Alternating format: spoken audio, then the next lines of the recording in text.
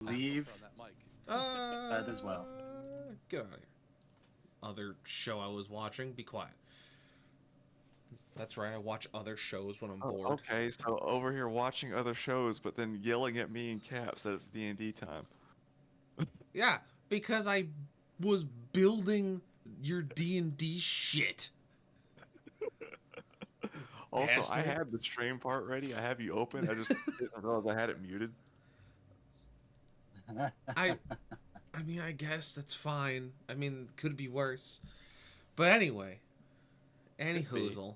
I'll work on making it worse next time. Uh, Oh, it's on all sale right. right now. Oh, you crazy sons of bitches. All right. Welcome, everyone, back to Beyond Etheria Ashes.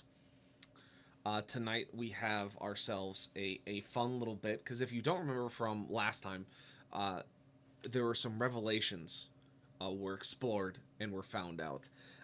That you came across the glass keep that was told that there were survivors, that you went and investigated to the betterment of your judgment, and you found that it was full of humans of all different ages and races and time periods, all seemingly to be defending the remnants of a fort that was once believed derelict.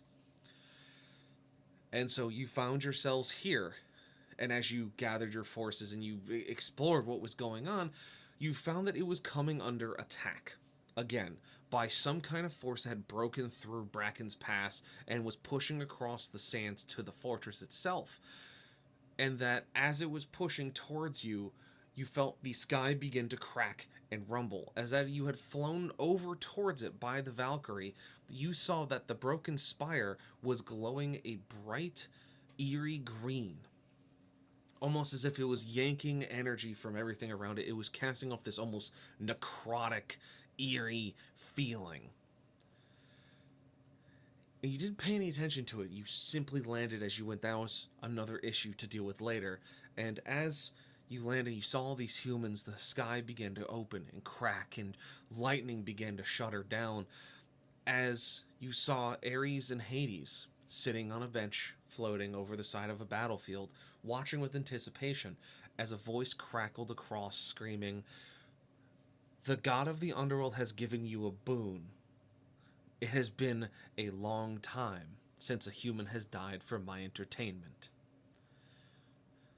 And as you saw these forces of demons and malformations taking space in front of you, you saw the large shape of Crom push through their forces, pointing his glaive towards Creed and saying, "Round two, you and me. This time, I'll kill you."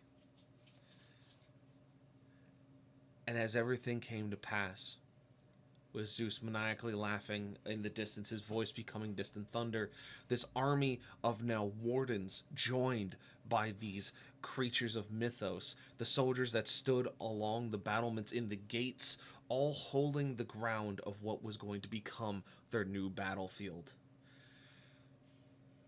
The lion folk, who is not here at the moment, simply spoke, "It has been long enough since we have seen a god bleed." As Creed himself pushes out towards the group, and you see everything start to come to pass. And you all stand and wait, ready and waiting, for the enemy forces to approach as the final dawn of the Glass Keep beckons. And now, before we begin, of course, thank you, Carson, for the gift subs. Appreciated greatly.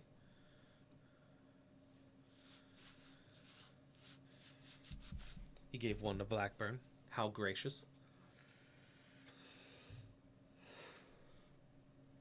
And so, I want everyone's reaction to be the same when I pull this battle map up. So, here's where we are. The Glass Keep is here, with the party facing down Crom. Very, very laissez-blah. How will you, 69? That is the question, Carson. And so we swap scenes as we prepare for combat.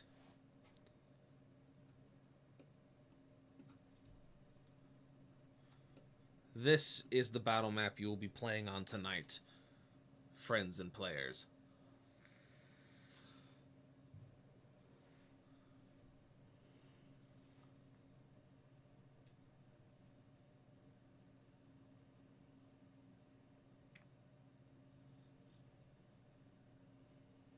Damn. Why does Crom have Terminators? I'm scared. Those are the Flame Wardens that the party fought a couple of sessions ago. Ah, very good. They're not fun. Yeah. Yeah, they're not. And so, as it stands upon the field, if you want to get a guesstimate, you have about 190 soldiers on your side. You have 3 groups of essentially foot soldiers, generalized infantry. You have a group of berserkers, you have a group of crusaders, and you have Colonel Strite all in the front line. You have 4 large groups of longbowmen, about 30 each, along, or about 25. So you have about 20 each of longbowmen along the wall, and the rest of it is your front line, and then including you. So you got about 195, 196 plus Lucifer. On the enemy side, you have 4 10-man groups of wardens, 2 incinerator wardens, Crom himself. You have 5 mobs of 20 of what can only be described of zombies. Actually, no, they're 30. My mistake. So you have 150 zombies. You have 3 large squads of 10 Minotaurs each. You have 4 large squads of 15 Vrox that have been classified for this as essentially flying imps. So you guys are outmatched numbers-wise about 2 to 1.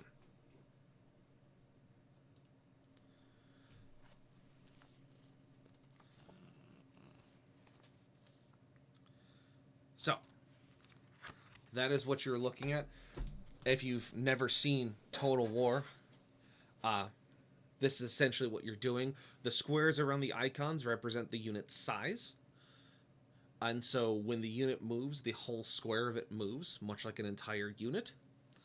Otherwise, larger tokens disseminate mobs, much like the squares, unless they are named, much like you and Crom, where they are individuals. The 2 incinerator wardens are also individuals.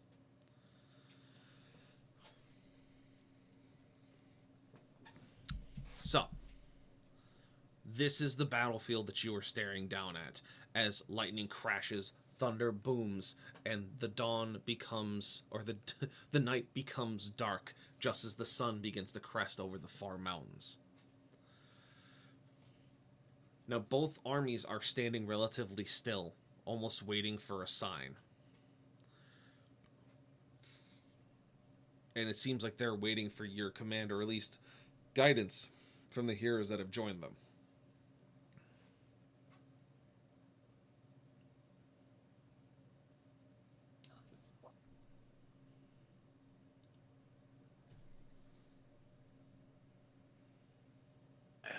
Well, question is, What's up? would now be a bad time for something overly dramatic and rousing for the troops?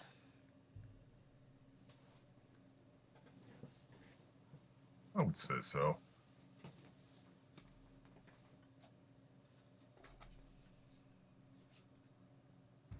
I'm gonna do. I always get it wrong. Thaumaturgy. Yep. No, you got it right that time. First time, too. Good job. I'm never gonna. I'm not gonna try to repeat that again. Anyways, Creed's voice is gonna boom out among the ramparts and out in the distance. We stand here, and our duty is to hold the line. If we fall, he shall be allowed to expand, and we shall not allow that. To the last soldier, to the last weapon, to the last bullet, arrow, blade, to every last man, we shall hold For that is all we can do. Yeah, so he'll also do the dramatic thing where he just draws his sword, holds it up, and starts yelling. Very good. Overly dramatic, but You hear responding cheers from the groups of soldiers that are staged along the battlements and outside the gates, as they're all old soldiers. They know exactly what's going to be going on. You see, even amongst the mix, some of the more modern soldiers picking up axes and blades, some with just combat knives and makeshift shields joining the infantry, as there's not enough rifles and ammunition to go around. They've given them to the ones on the battlements who will have better shots. And so you're seeing Green Berets and Army Rangers, airborne troopers standing side by side with their 1940s counterparts, along with World War I troopers who are carrying sharpened entrenching tools and rifles with bayonets that no longer shoot ammunition but are simply used as makeshift spears, standing alongside what look to be Greco-Roman soldiers and Norse Vikings. It is a mixture of humanity's spirit, born in war and found in death, where a common enemy unites them stronger than any force beyond recognition. And so now they seem to be united under one flag, under a fortress not of their own, foreign to them, but in this case, if they wanted to take it, they'd have to take it from their cold dead hands first. You hear a number of cheers in response to your rousing speech of different languages and different creeds, ranging from Old Germanic to Greek to Roman to Spanish to French to German, Russian, and English, all saying the same thing: to war, to death, to the final fight.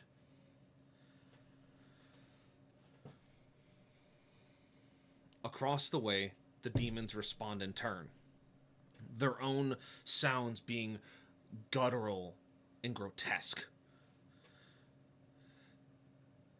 The mains, or in this case, the zombies, step forward, their shambling bodies slowly moving them across the sands, just the grotesque sounds of their flesh squelching off of their skin, as just their throats, no longer tight and useful, just let out this gurgling sound, almost like a broken, squeaking door. Just...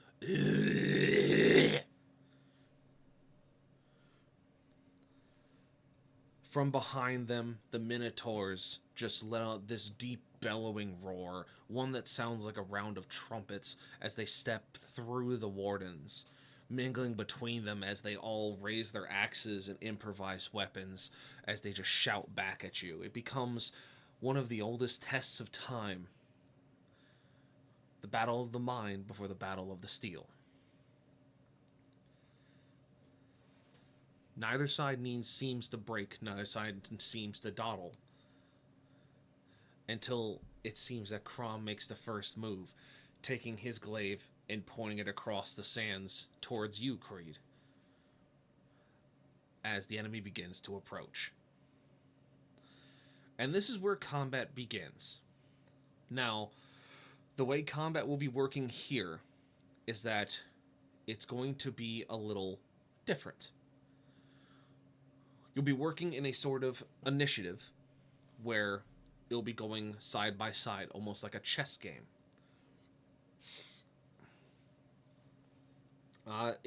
Better yet, if you've ever played a tabletop battle game, such as Mech Assault, Warhammer, etc., it's going to play much like that.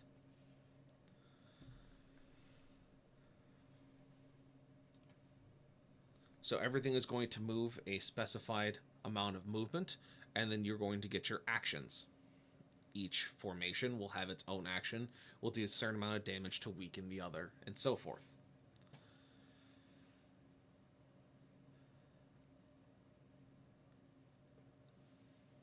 Are you ready to begin? Are there any questions? what are the odds of us surviving this? You're level 13 or so. There's a lot of them, but you're also powerful and you got a lot of guys with you.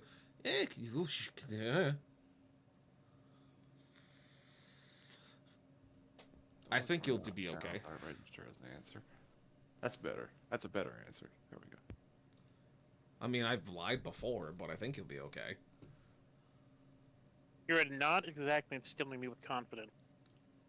Hey, I got a new toy to try out. That he does.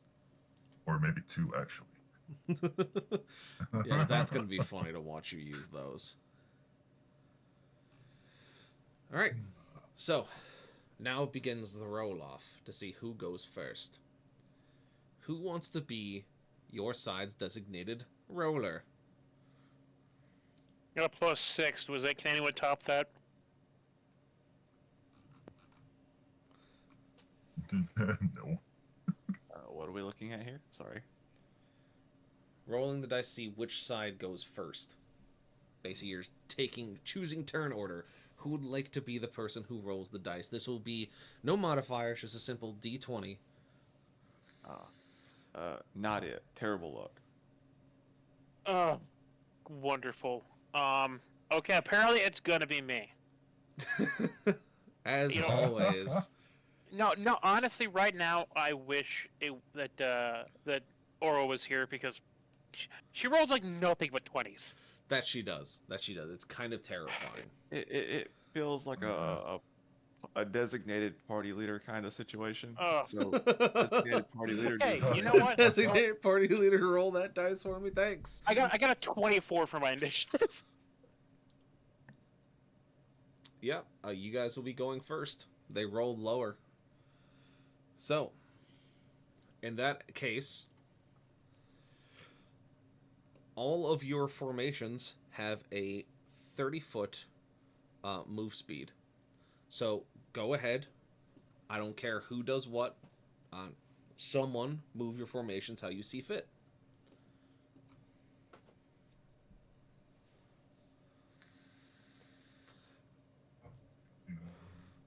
I kind of hate to say it, but it's not a bad formation. All right, so I'm terrible with shapes. Let's see, stop sign is an octagon, meaning 8. I'm not gonna go back. I don't know what 6 is. Hexagon? Hexagon. Look, I got rid of shapes because I don't care about those. I need to put part numbers in that place.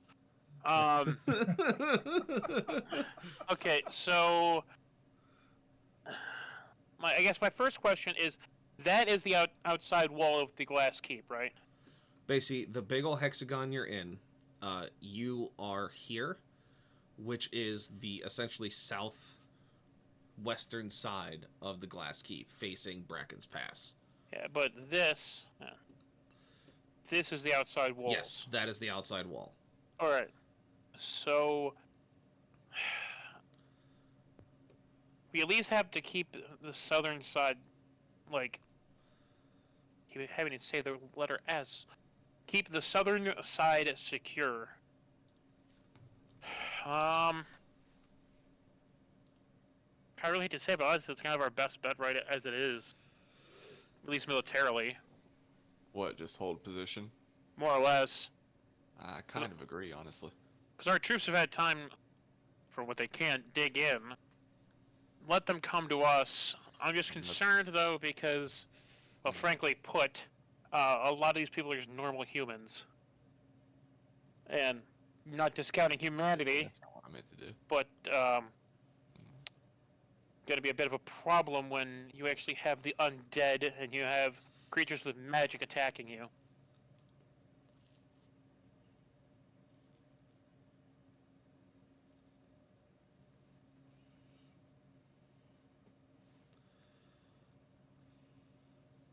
Oh, that's 100. How are you doing that? What is that? The ruler button on the right, it looks like a little right triangle. Okay. So I'm like right here. Okay. The bad part is I can almost shoot somebody from where I'm standing. How is that bad? Well, I mean the funny part. Sorry. Oh, Bad for them, I would assume. Yeah. Yeah, so if you guys want to keep your guys in formation where they are, you definitely can. You can move yourselves. Essentially, where the archers are is the battlement. So if you're up here next to them, I would assume you're essentially on the battlement shooting down into the area. Otherwise, if you want to join the front line, you just step onto the sand. And, welcome, Rexus. You're playing 40k today. You're playing some Gladius, some little Total War situation going on here. Oh, fair enough. Beautiful. So I would move my character up here by the archers then. Yep. Essentially, as long as you're in the hexagon near the archers, I would assume that you're on the battlements. If you're on the sand, I assume that you're on the front lines. Or at least on the ground, quote unquote. Alright. Who am I standing? Oh, cool.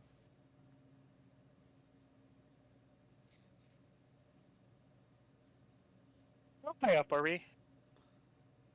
On the battlements? About Yeah. 20 feet up.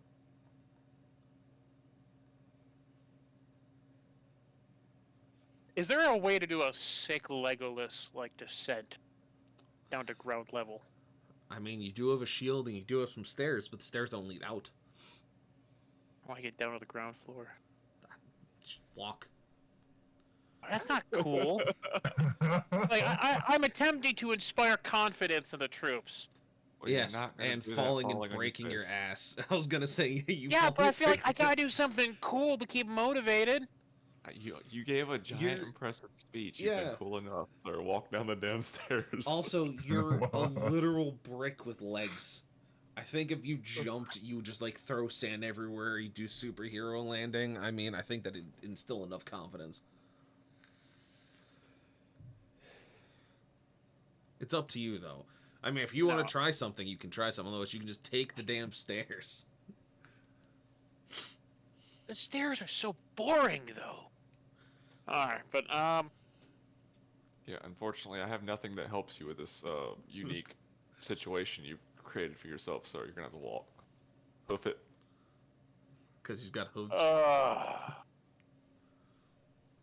Did you even know that, or did you just make that Nope. joke offhand? Just did it. It just happened. If I didn't have to go to work tomorrow, I would have just gone and gotten a shot.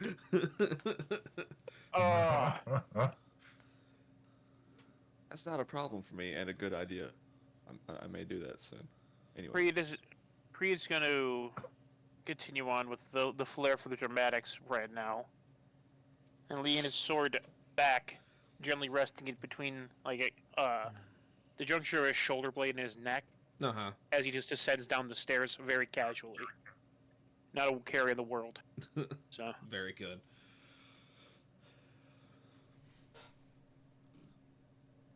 I'll have Aura up on the battlements with you guys. I was wondering how you were going to do that. Cool. She's gonna be up there chilling. If I need to, I can access her spells, so. Okay. I figured you might just put her back in the box. We'll see how it goes. If you start getting thubbernucked, I can use her spells. it's a shame we can't just drown them. Yeah, unfortunately. If you managed to drown an entire army in a desert, I'd be a little impressed, I'll be honest. He tried to drown a city. She did try to do that once. I believe it. I've gotten that impression from one session.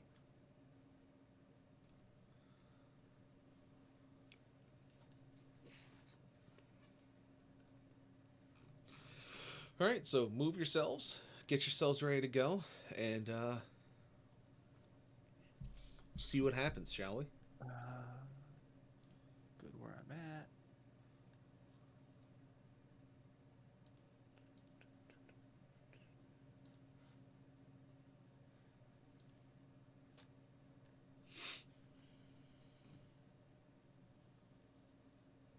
What is this funny looking robot thing? That's, Lucifer. That's Nez's turret. Ah, very good. He's got a little living turret that follows him around. Neat. That sounds convenient. It is. Oh yes, it really is. All right, Mr. Okros, where would you like to move yourself, sir? Would you like to join the front lines?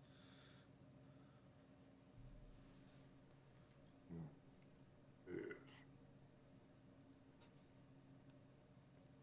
Essentially, you can move more of than your natural speed in the fortress because it's familiar territory just for the sake of setup.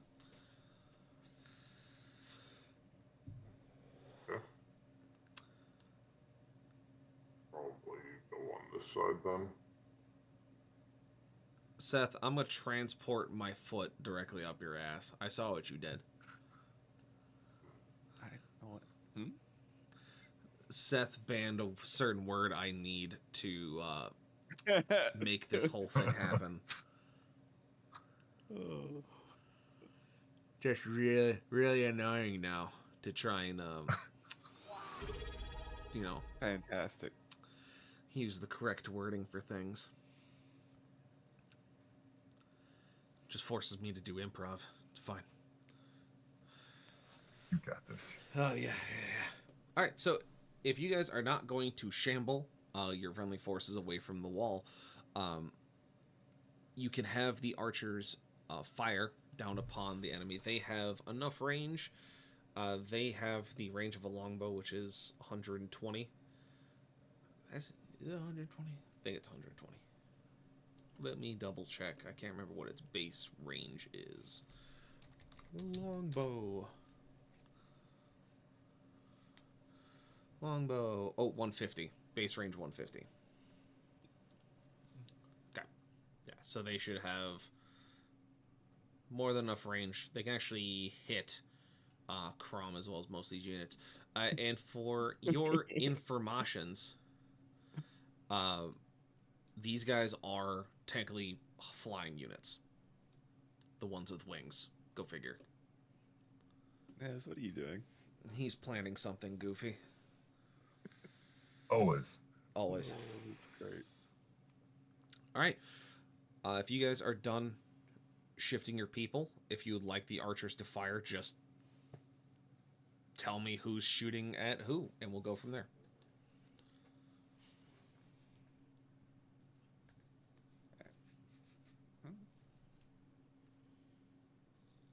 Hit just Well, about anything. how much ammo do just they with have? the bombs. I would say probably about maybe 15 volleys each.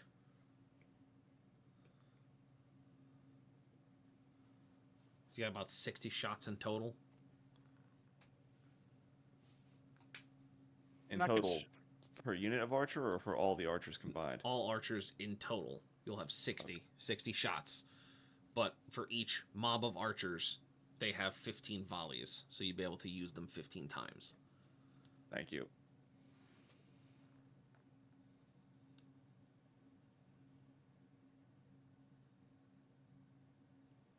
Oh, that's Johnny. Hey, Ryan. All right. I'm not concerned about the undead, the zombies, because we could deal with that. I'm worried about everything else, and I don't want them burning through their arrows too fast.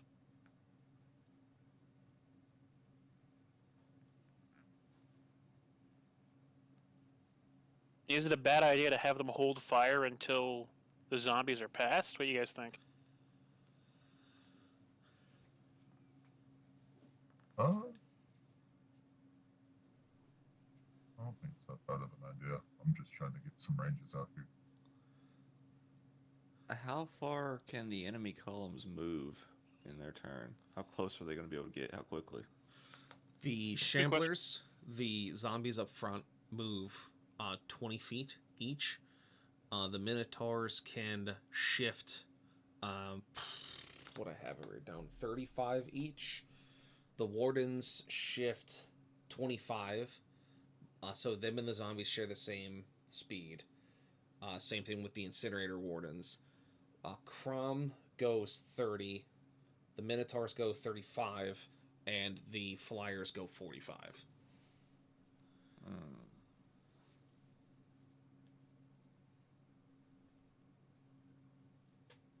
I worry that we could end up getting swarmed by the flyers relatively quickly.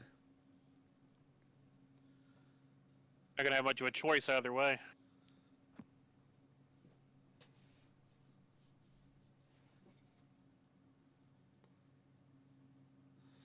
And the one thing with your archers is that if they fire at a target that is within half their range, they get to fire twice. They have the rapid fire trait. Want to think of it that way. So if they're within 70 feet or less, you essentially get to do double your strikes against the target.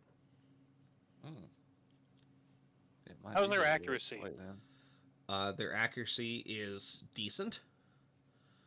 If you're firing at full range, you're looking at about a +6 to have a pretty good number of rounds on target. Closer, you're going to be seeing at about probably a +8. That's going to be easier.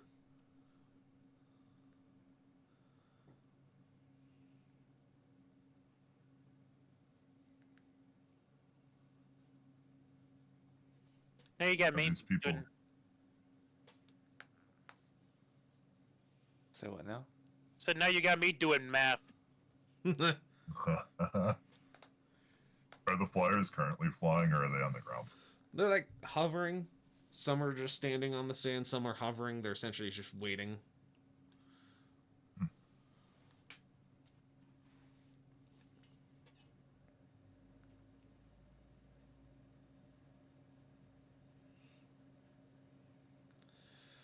We're going to have some ads here in about 25 seconds. When they go, we'll jump to our Be Right Back screen while the ads play.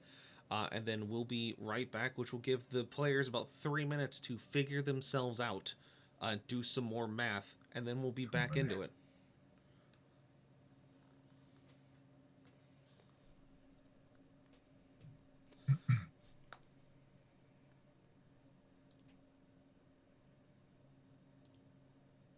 I mean, I got an idea, at least for what I can do spell-wise right now. I haven't really been, like, deciding on our forces yet. I am a little limited spell-wise beyond, a couple of my... sorry, words are escaping me currently.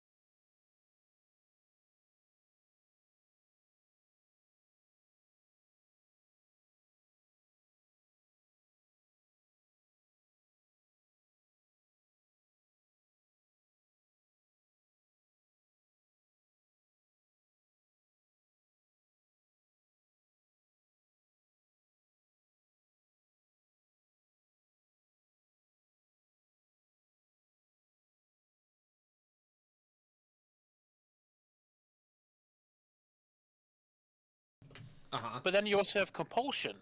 Uh-huh. Well, could those stack on top of each other? I mean, potentially. Huh.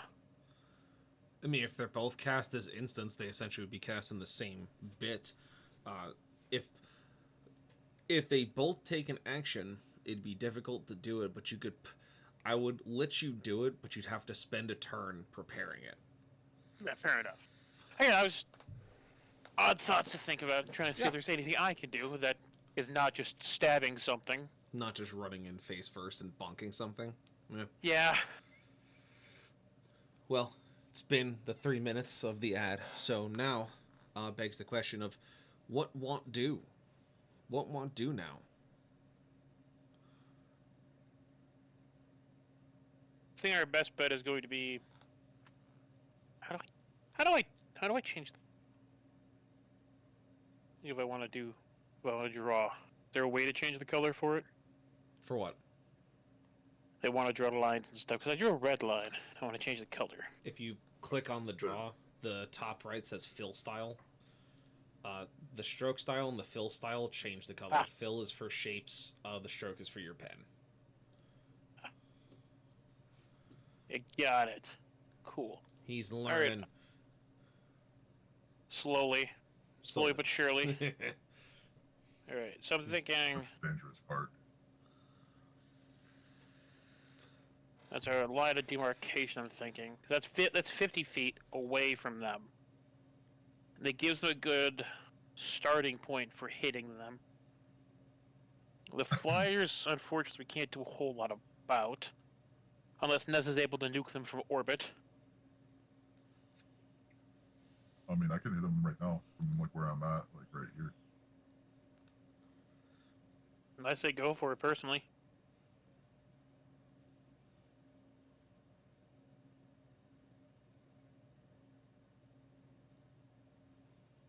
If that's all we're gonna do right now, then I'll just shoot off napalm Molotov.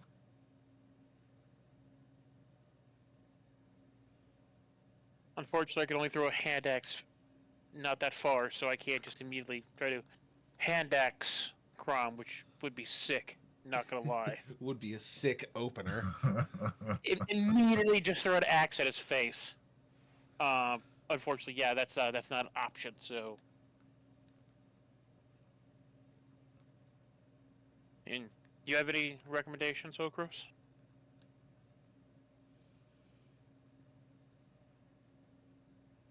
Anything you want to do?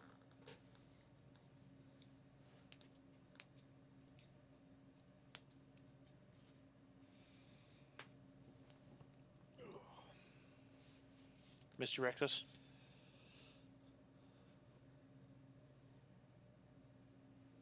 He might have fallen asleep. I don't know. Yeah, if you guys are just gonna hold your actions. Yes. Sorry, my dad started talking to me. What's going on? Oh, sorry. Just asking if you have any input for a plan, or there's something you want to do. Well,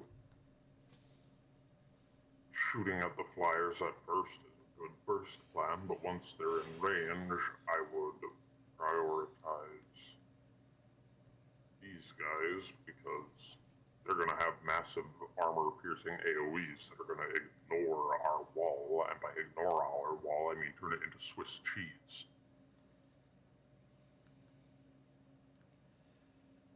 And if we can get them to blow up, they might take out a bunch of the wardens around them.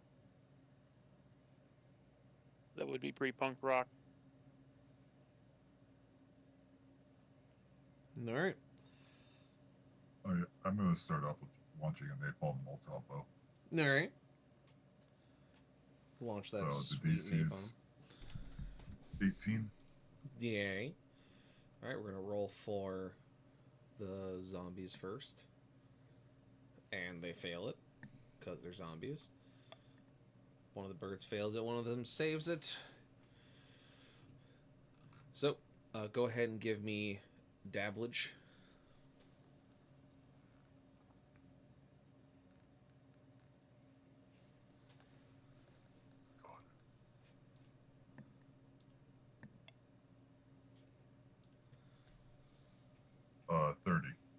30. Very good.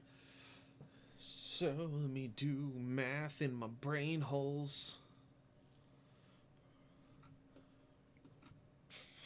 Alright, so you would essentially wipe out half of this unit here. So we're going to just mark him down as... Is it not gonna type that in? Are you just gonna be... You gonna be a goober? You gonna be a real big nerd about it? There you go. Half strength. This one is down to quarter strength. And this one is just down to 3/4. See, you burned a lot of them. You did a good whacking.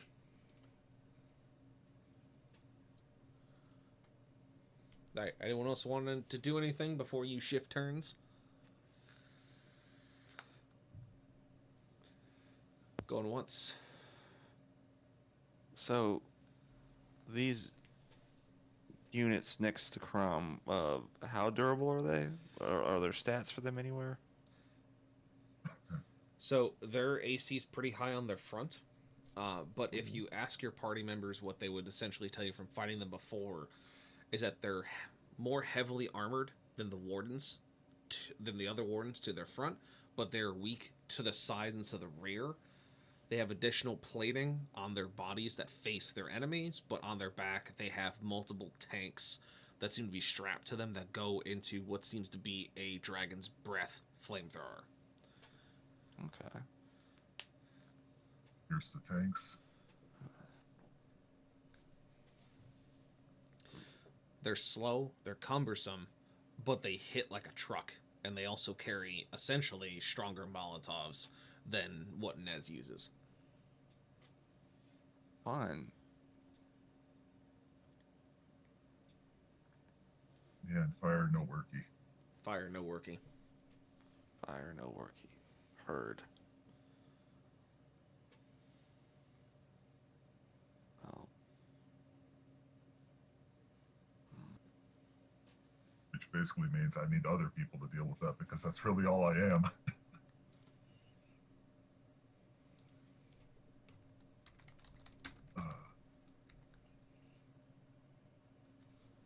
Unfortunately, I don't think I have an angle on them from anywhere but their front from here. I could still shoot at them. I just don't know what it would, how much it would achieve. Ah, to hell with it. I'll take a shot at one of them anyways. I have the range with my Eldritch Spear. Or for the feet, rather. Sorry. I want to try hitting one of them with Eldritch Blast. Alright. Call your target. Sorry, 1 second. Monitor is giving me hell.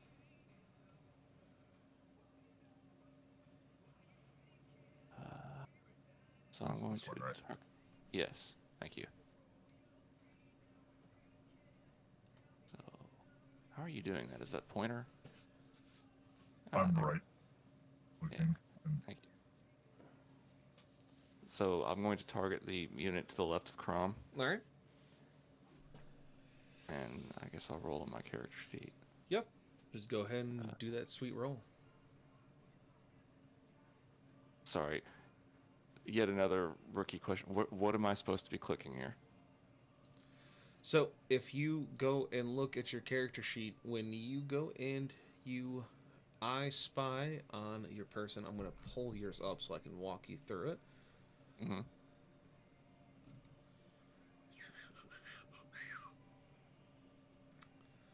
So, if you click on anything that has the numbers in it, like your +2, +9, your dice rollers, you just click on that box. Like, if it darkens underneath your mouse, it means it's clickable. Okay.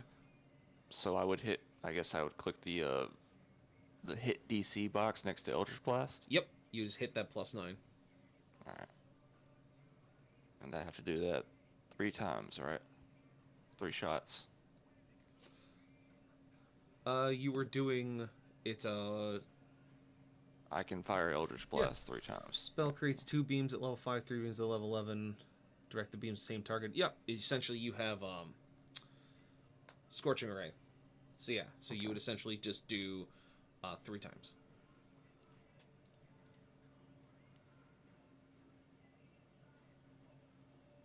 All right. Blackburn. That's the fun fact from last session. What's it? Oh, it's just a point I didn't know. Mhm. I was I like, have a that's weird almost fact. the Just reading exact that, same like- one. I just looked it up. I just looked up weird facts. I was trying to contribute.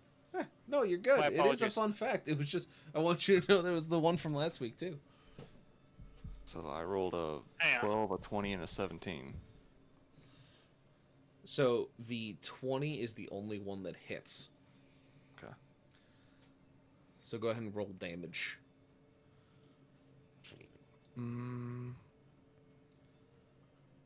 Okay.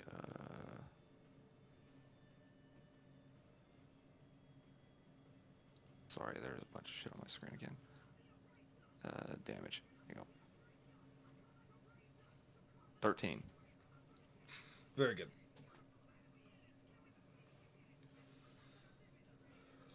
All right. Anyone else want to do something? Let me see if Aura has anything to contribute to the shenanigans. 120 feet, 120 feet.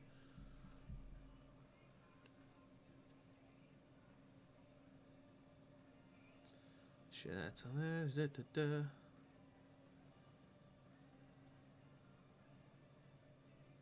I have nothing I can do at this range. Wait, she is.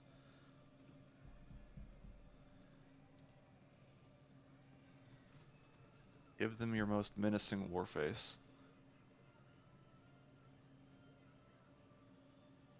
But I want them to come fight me. Oh. But I want them Um, to step closer. Try to look at them as nicely as you can then. Yeah, where's I'm not going to tell you to try to That look just small. I don't unsettles see that people. working. So Aura has a spell that she's gonna try and use. That's 120 feet, and so she is going to do. It's a 20-foot cube, 20-foot cube center on that point. So she's gonna put this right on top of these zombies, and we're going to just make it brown. Because she's going to do a level 6 erupting earth.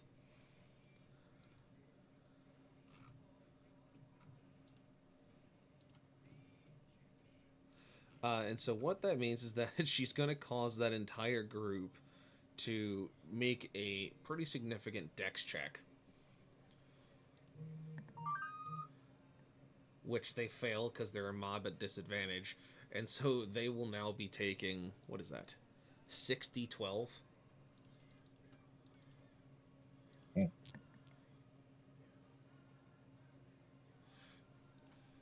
Yeah, so she deals 43 damage to that entire group, and then also makes that 20-foot square difficult terrain. Because she essentially has buried them under an erupting stone pillar. So this group is really not doing super good. They are at a tenth of their strength. They're not having a good time. And that is her action, unless she has anything else she can do from this distance. She'll proc Flame Blade in response to potentially having to go punch things. But yeah. And that's Aura's turn.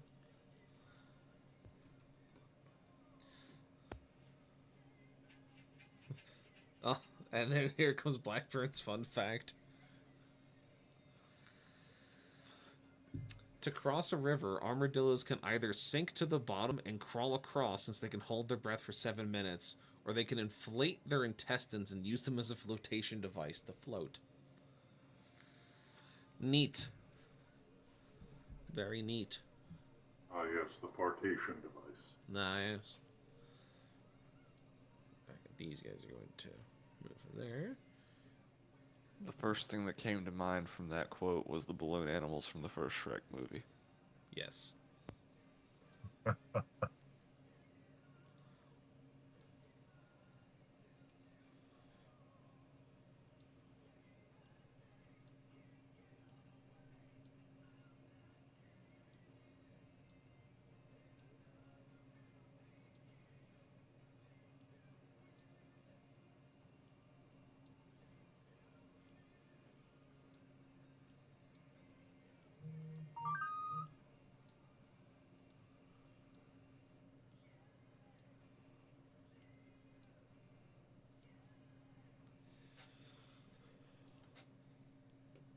All right, and so it looks like we're going to have 2 of the birds are going to try and, let's see, I'll double check their range.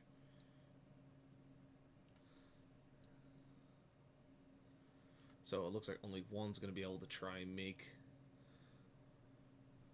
a spit attack at the fighters.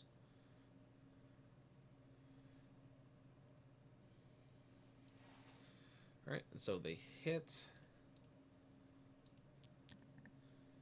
They'll deal 11, and so the fighters here will lose a couple of individuals.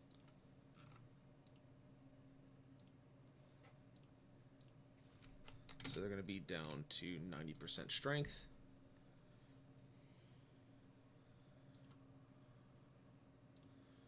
All right, and that's all they can do at this point because it's mostly melee individuals, which brings us back to you fine folks. What do next?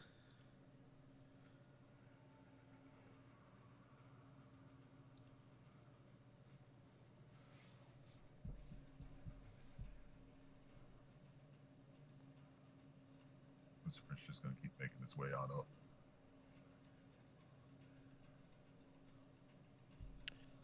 Unfortunately, it's not really a good option.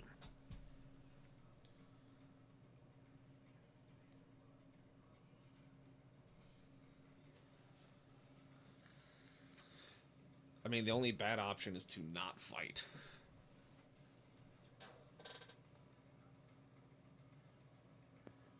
Fortunately, I don't really have a lot of area of effect abilities.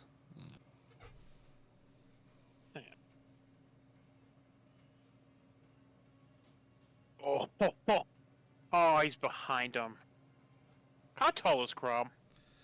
He's large. Like, he's a big boy. He's about 15 feet tall, give or take. So, what I'm hearing is he stands out above the crowd. Oh, 100%. So, I heard you say that, and I was too far away to respond at the time, but Okros basically just responds to that with the fucking pointing meme. The Sochek pointing meme? The, oh! Oh! Yeah. Of course he does. It's Crom! Look!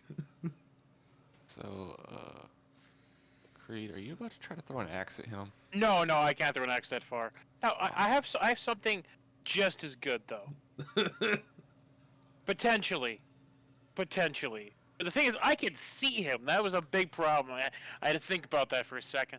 I want to try and hit him with a guiding bolt level 4. Alright. Roll to hit. Please don't just burn this. Please don't just burn this. I believe in you. That would really suck. That's a 26 to hit. Nice. Yeah, that's a hit. You got him. Right. Alright, so that's 7d6. That's 22 points of damage. That's solid damage. That's some good damage. Use my other page. Hi-ya.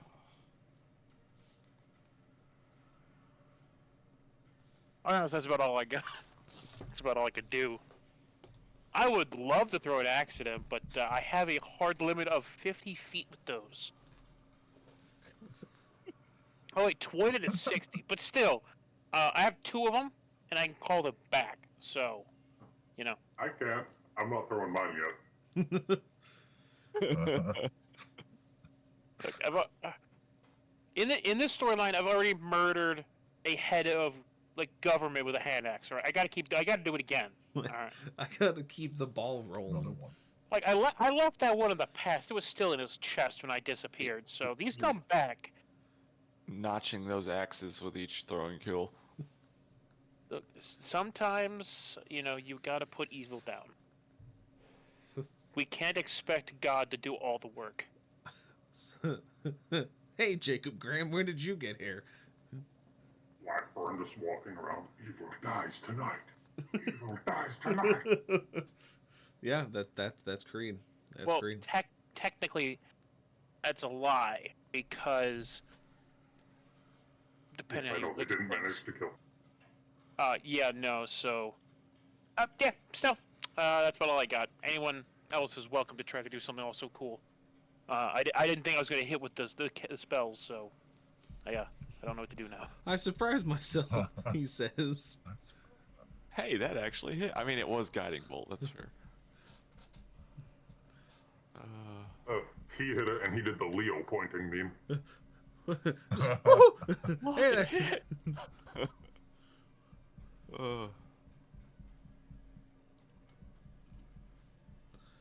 What I'm actually gonna do is I'm gonna have Aura move into this formation as their support caster,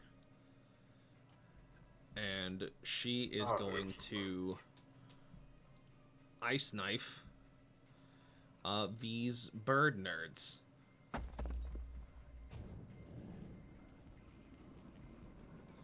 She's gonna roll at advantage. Yeah, I might as well come down here and support these guys as well. Alright, so she hits them for 14 frost and detonates. Because they also need to give me a dex save. Which they're at disadvantage because they're a mob. And so they take it like the chumps they are. And how many do they lose? Ooh, that's a chunk. That was apparently a really good shot by her.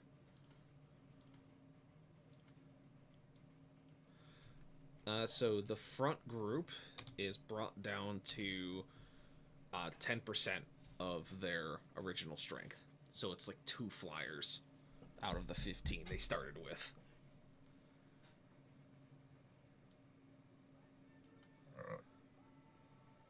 All right, Nez, what you want? I'm gonna do a protector with Lucifer. All right. So, Creed, Adarian, myself will get 7 temp hit points plus whoever's like the person right next to him. Since Creed's name is over him, I can't read. Colonel It's Colonel Stride. Colonel Strite. I'll do that just to make it easier for you. Very good.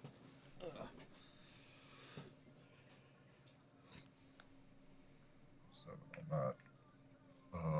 And then I was gonna drop another napalm Molotov. You're right. I'm gonna drop it right here. Drop it on those wardens. Wardens and a little bit of Crom. Mm. So that'll be a dex of 18. Yep. Crom fails it. Wardens definitely fail it. Both groups of wardens fail it. And then the Minotaurs also fail it. Yep, so everyone fails it. Roll me damage. E6. I'm gonna come over here. You just a long bombed them and they're like, ah!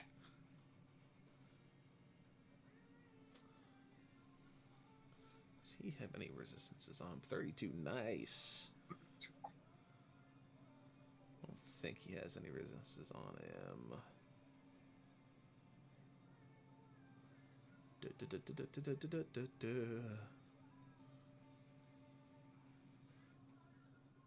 No, he does not. Does the big oofs. What the fuck is that? carry the 2. Got it. Alright, and then the wardens took 30, so they are down. There's 2 of the units, and they're in squads at 8, so that would be 70. The type, you nerd.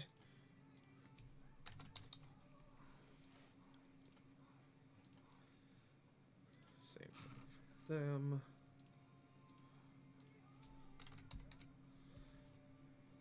And then the Minotaurs. How many folks did they lose? 5. So, oh, they took a fucking punch to the gut. They're already down to half strength. Damn.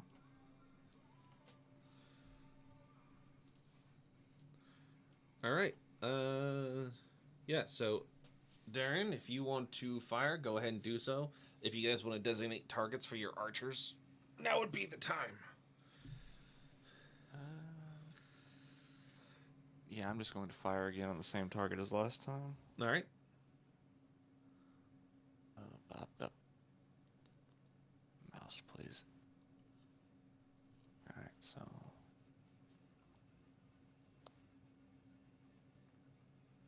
1, 2, 3... I rolled a 27, a 26, and a 20. All 3 hit. Yeah. Those are all pretty fucking solid, dude. Those are. So I would roll damage 3 times, right? Yep. And Cool. then add it all together, or just call it out. 12, 11, and 8. 12, 11, 8, so 31. Nice.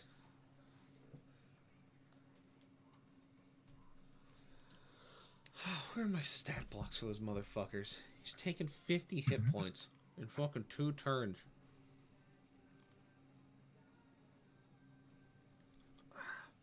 I can't wait till I either finish drawing up this system or I have everything in one fucking spot so I know where shit is. Everything is so goofed. It's all goofed, I tell you.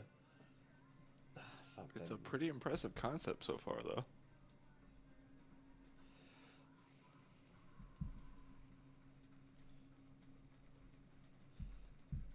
I mean, I like the world. It's just it's building past it like the system, so everything's written down in a spot.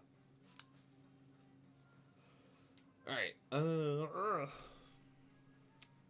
All right. Do you guys want to designate targets for your archers? No. You want to hold on to your archers? Mhm. Okay. All right. So if no one else has anything to do, then it's going to be the enemy's turn to scoot. Oh, no, give me the ruler. Let me move.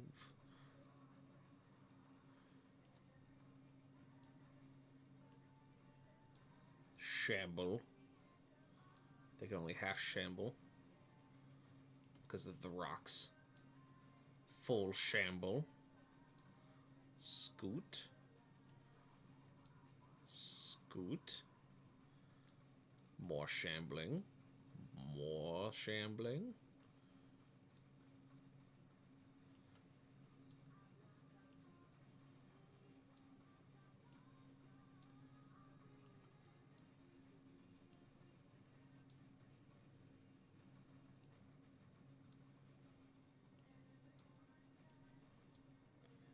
Much shambling is occurring. Alright, so we'll start with the right group that's in melee combat with the soldiers.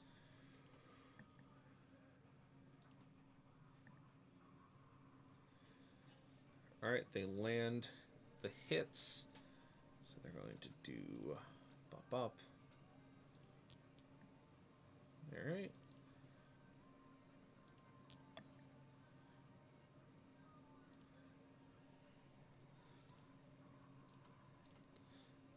Alright. They lose 20% of their unit. Then the other ones are going to do spit attack at the same group. They miss terribly. And so then we go to left unit here, attacking these soldiers.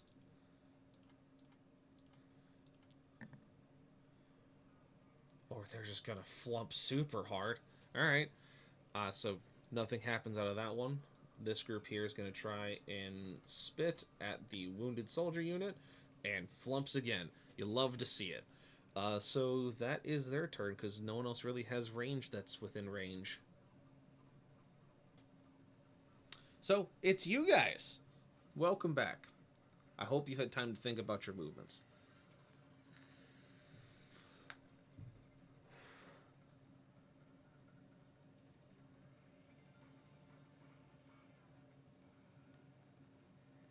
Yeah. Okros, good news. They're close enough for you to go punch now.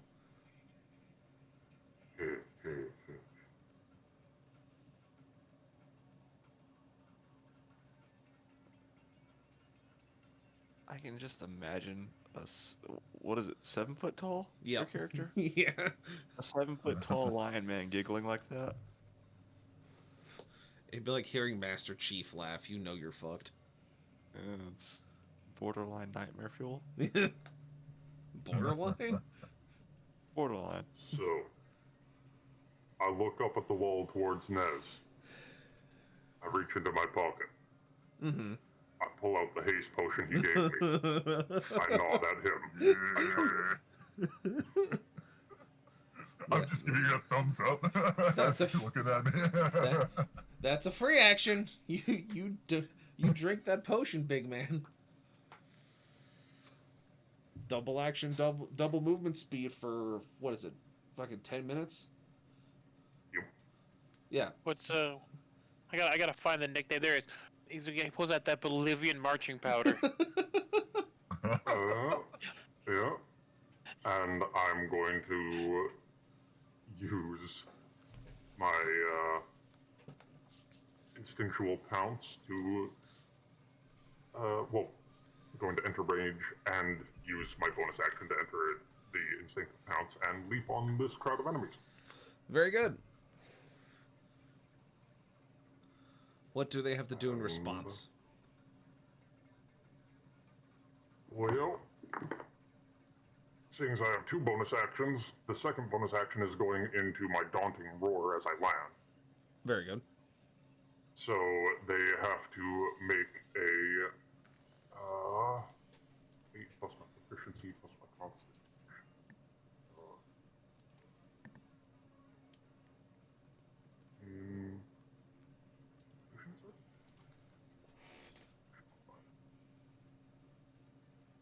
So it's a DC 16 Constitution saving throw.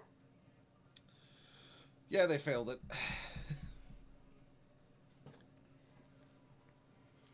Oh, sorry, Wisdom saving throw, not Constitution saving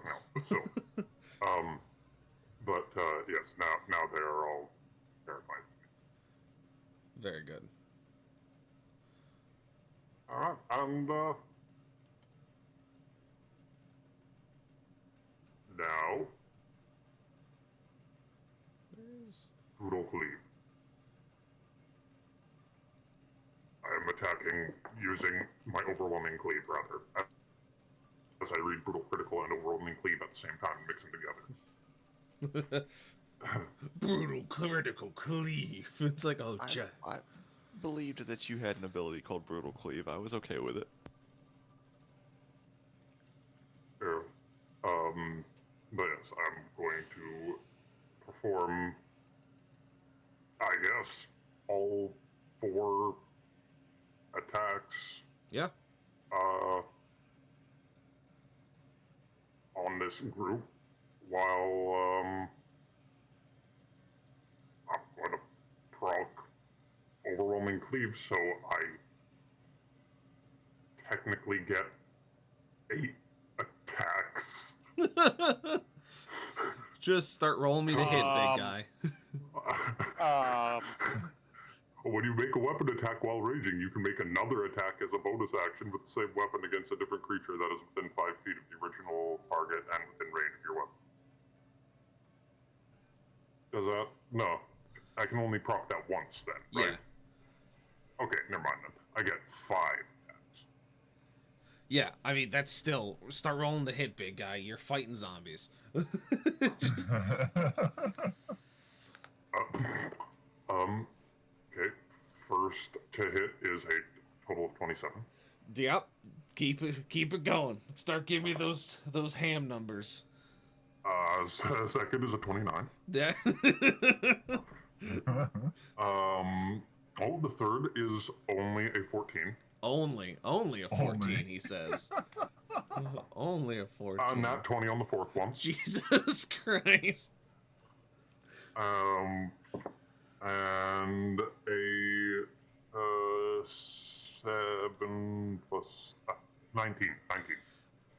All right, On so the- I'm gonna keep it straight with you, boss. You kill that whole group. Like, it's the critical and then all 5 hits landing and of your average damage while raging with a strength of 23. These guys are not tough. They're zombies. They have an AC of 9 defaultly. They're not good. They're just meant to be fodder.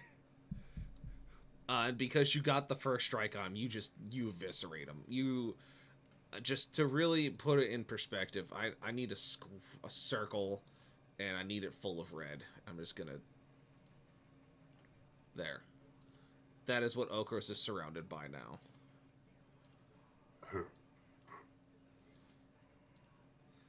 There's just a goo pile where that formation was. And all you hear from the mist is... That's not terrifying in the slightest. That's a whew. All right. No. It's just all right. Just I don't know how to fucking deal with that. Just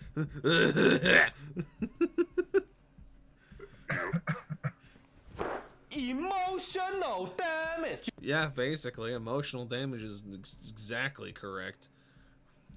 There's Aura's within 30 feet of those schmucks. All right, we're just gonna have her.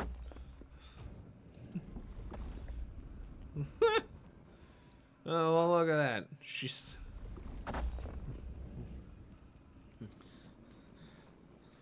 So you see Aura vine whip this Birdman and drag him to the ground, kicking and screaming into the group of berserkers, where they promptly rip him to pieces. the blender. Yes. She is the sticky hand that you get from the arcade that supports the living blender. Excellent. Alright. What else is everyone doing? Do you want to designate targets for your archers? Do you want to do more shooty bangs?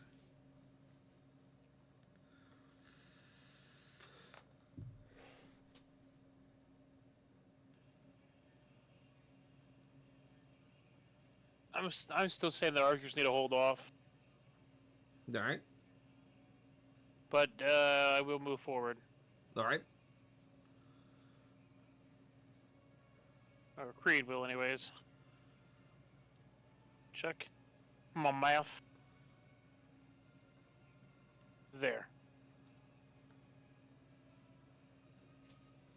It's now in front of one, and I remember my lesson last time. And the buckler shield is out. Is it on? Did you Yes, turn it it is. on? There you Yes, I did. Excellent. So, yeah. Probably gonna need it for what's coming, so. go. Maybe. Do you want any of the ground forces to join you, or is it just you moving up? Just me moving up for now. Alright. Mr. Nez, I saw you moving a template. What you want? I'm gonna move Lucifer this way. And with the archers. and do the force ballista with him.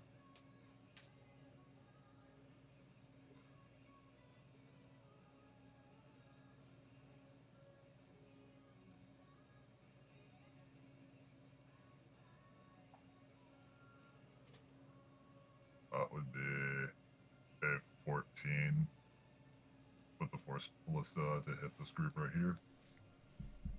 Let me double check before I give you a yes, no. Oh, nope, that's a hit. That is a slap. Slap in the face, man. Slap in the face. That was almost a max damage roll by Lucifer. Jeez. 23. Jeez. Slap in the face. He slap in the face.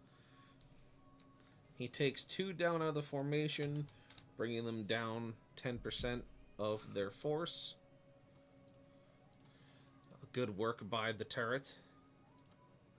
And then I was going to use Ice Storm. Very good. So that'll be a dex save of 18. Dex save 18. Very good. No, don't roll the damn dice. Do this first. Disadvantage. There you go. Now roll.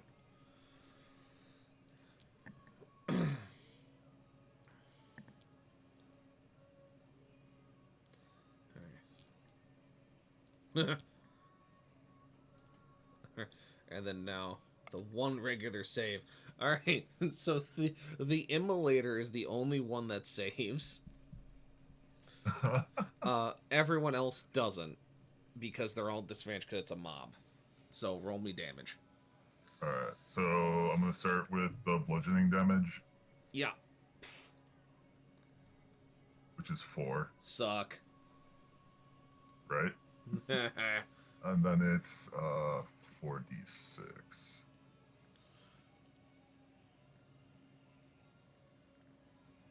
Oof. And that's 10 cold. 10 cold. All right, so 14 total. Yep. All right, so let me you son of a bitch. And then Ooh, it's fucking rock out of here. I'm gonna put that, unless I was just gonna put that right back because it's tough terrain, or if you want to just remember that until my turn again.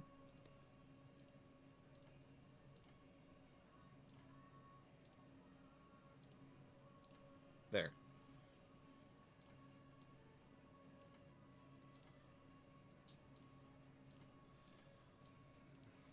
Now it looks authentic. Fucking you took out 2 Warrens out of that fucking group, you son of a bitch. Fucking you and your stupid cold damage. Everybody else is standing and fighting in the middle of a desert. These guys are in their own personal winter wonderland now. In their own fucking hellscape. I just want to throw it out. Like you can say that's crazy, but then you have to think about the humans basically sitting in these trenches on either side, watching this happen. All of a sudden, they just watched Antarctica come to a random portion of the desert. Yeah, they saw a pillar of stone come out of the ground and rip apart a whole entire group of these shambling zombies, and then an ice spire drop on top of these other creatures. Also, Seth, go fuck yourself. Banning That's that word. And I became a blender.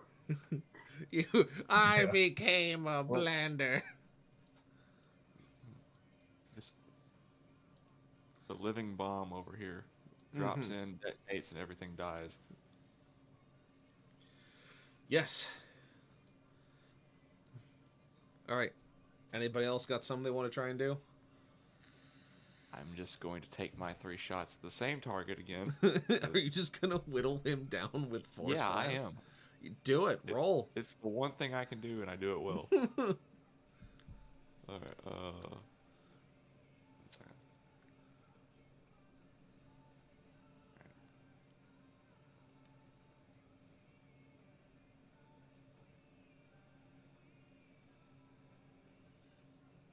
So 15, 16, and 28. The 28 hits. Alright. 15 damage. Son of a bitch. Alright.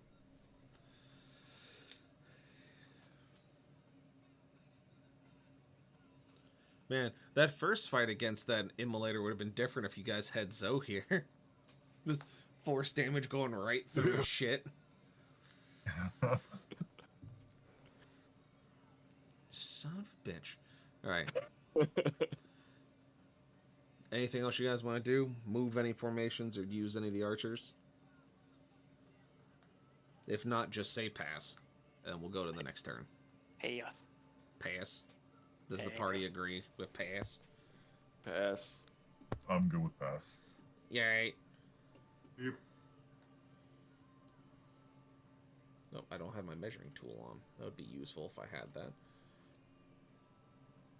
So I can know how far they're moving. Shamble! Shamble! Shamble? Oh, what did you say the Terminator things were called? Immolators. Immolators. Thank you.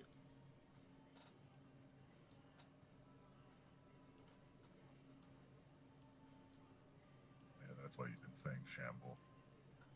Yes. Yeah, zombies. Zombie shamble. No, because of No, somebody he's not allowed to else. say it. Oh, Shamble. right, because Seth did a thing. I forgot about that.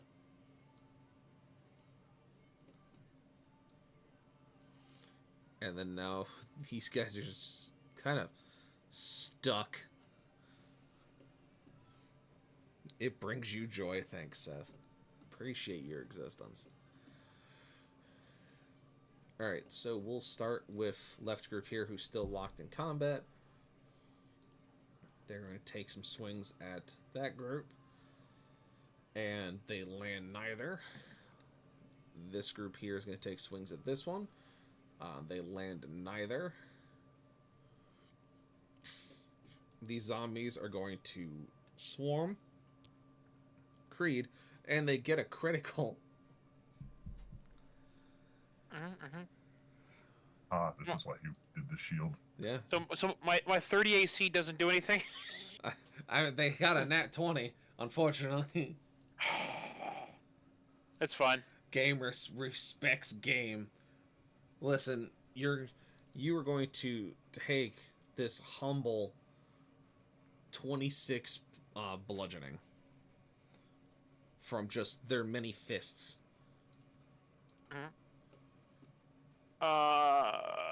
Counterpoint. Count. They're on fire. Did you do Hellish Rebuke? Yes. Very good. What is the save for it, if there is one? Hellish Rebuke. Creature must make a dexterity saving throw. Yeah, they 15. fail it. So, it's 2d10s of fire damage. Delicious. It's a solid 8 points of damage. Solid 8 points of damage. All right.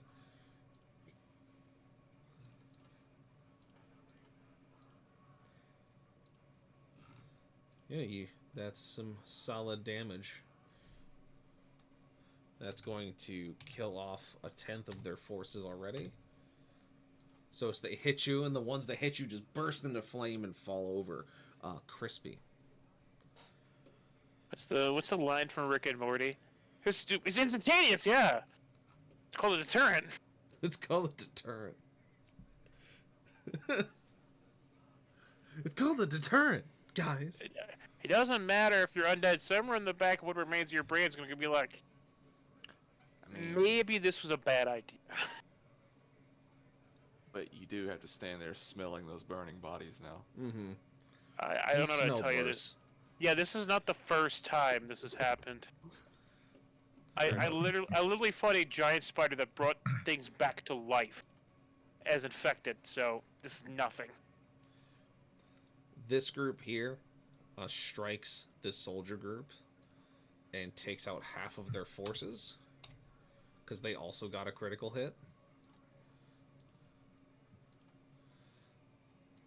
And that's everyone else. Actually, double check. Double check the immolator. Oh, I forgot to make the cone. Darn it, that's why I knew. I knew I forgot to make something for the immolators. I forgot to make their fucking cone. Damn it. Every time.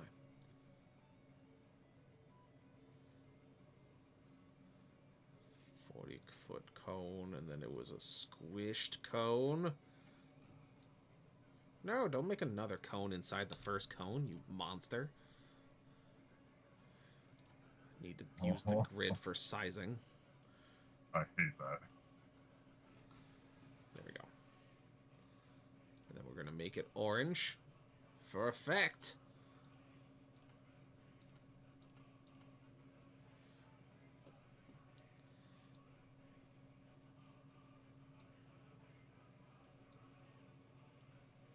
Foosh!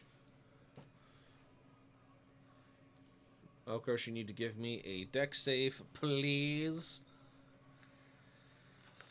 I think he said be right back. Oh, no!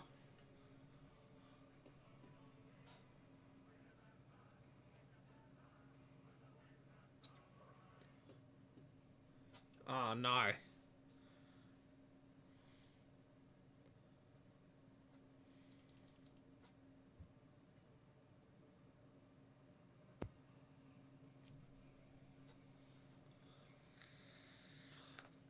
Oh, no. It's alright. It's alright.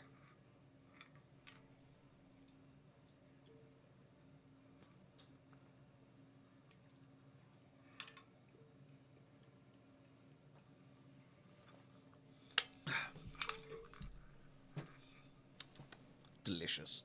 Yes, I am hydrating, Seth. Thank you. I'm doing that with my large water bottle that Carson got me for Verk. It's funny because it's massive, but it fits in my hand really well. Because the other ones don't, because they're small.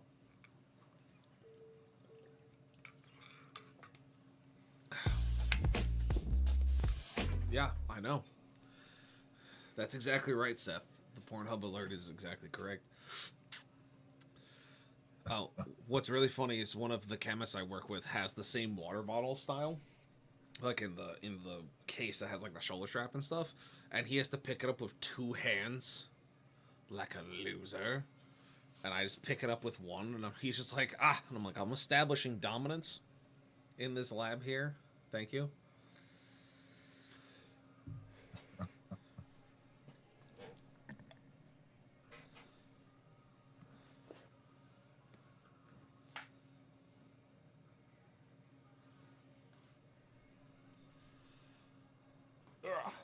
So, while we're waiting on Rexus, I think everyone else has gone. The Emler can't reach you yet.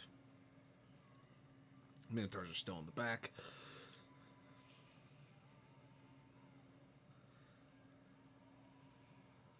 And it's about to start being Krompin time.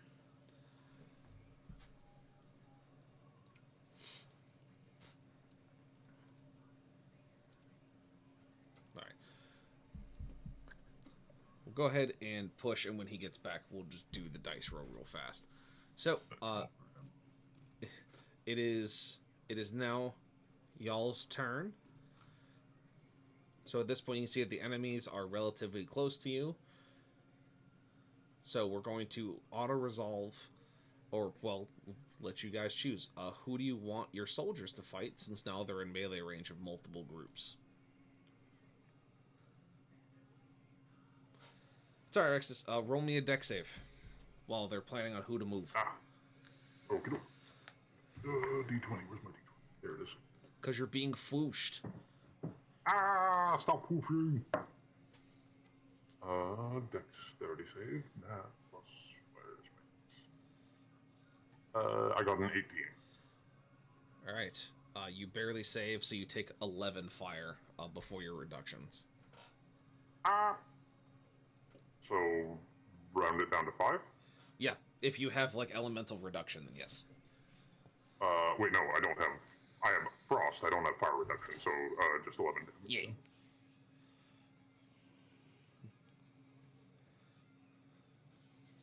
Go. You got fooshed. Fushtawo. He did. He did do the foosh. Alright, so you guys are now close enough for melee combat for things to go. But we're going to have an ad here in about 20 seconds. So you guys get to take the 3 minutes to do a big think over what you want to do. Hell yeah. I just finished ordering food for my dad and I, so yeah. Nice. Nice. I have Oh, great news. what's your I news? want the archers to fire now. Oh my god, he wants the archers to fire. I was going to suggest that It wouldn't happen to be at one of these targets, would it? No, I'm going to try to do something about him. Okay. you're going to help me finish that guy off? Nice.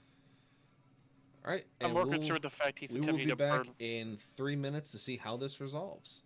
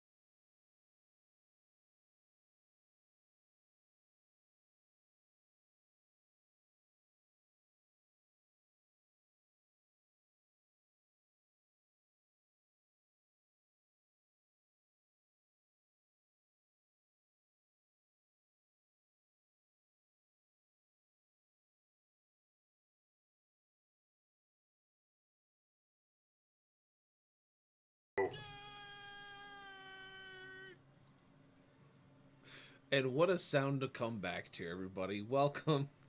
The players have had a couple minutes to drink and plan, and they seem to have actions ready to resolve. So, we're going to fall to that. So, do you guys want to do your actions first, or the NPC's actions first?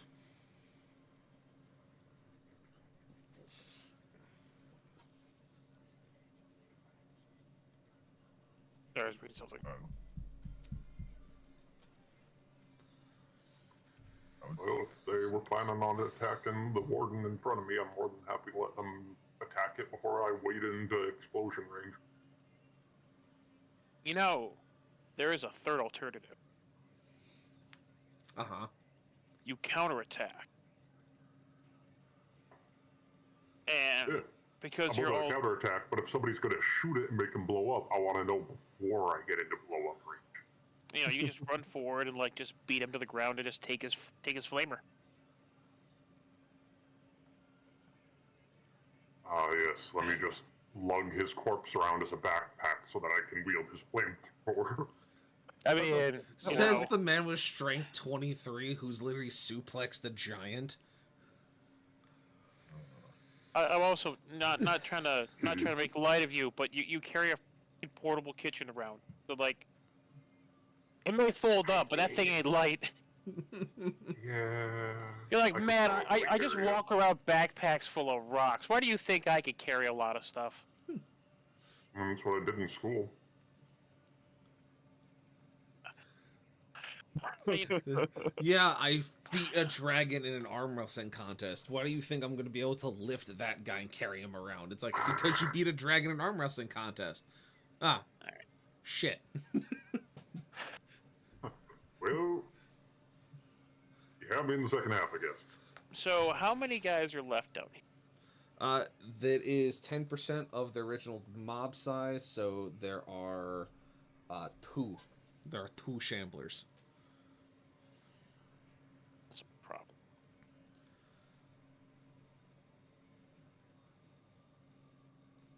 Yeah, that's a problem. I mean, you have berserkers, 3 groups of infantry, and Colonel Strite, and 4 groups of archers, including yourselves to use. So, you guys Wait. get actions to burn. There's 2 of them. I could make an attack through them. I mean, There's 2 of them. Yeah. Let me put it this way. Their basic stats, okay, not the mob stats, their base stats as individuals is AC 9 and 9 hit points. They're literally CR 1/8. If you can't cleave through them, Creed, I'm going to send you back to level 1. I just walked in and stomped all over them like they were the Thriller zombies. I'm not. That's not what I'm thinking of, to be honest, though. I feel like the Thriller zombies might have had more of a chance against what you did to that poor group of. Yeah, I mean, it just was like they were harmlessly dancing at me, basically, is what I heard. All right. Well, I'm thinking.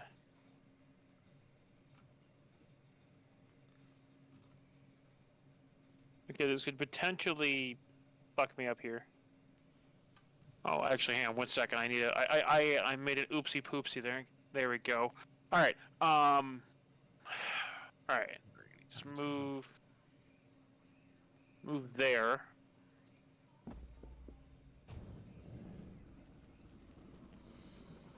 Yeah, I'll do that. And he is how? Just double check. Yeah, he's within range. Creed is going to drop a handback, grab a hand axe, and throw it at this ugly guy down here. Okay. He is currently facing towards Okros. So, do you want to try and take the trick shot to hit him in the tank?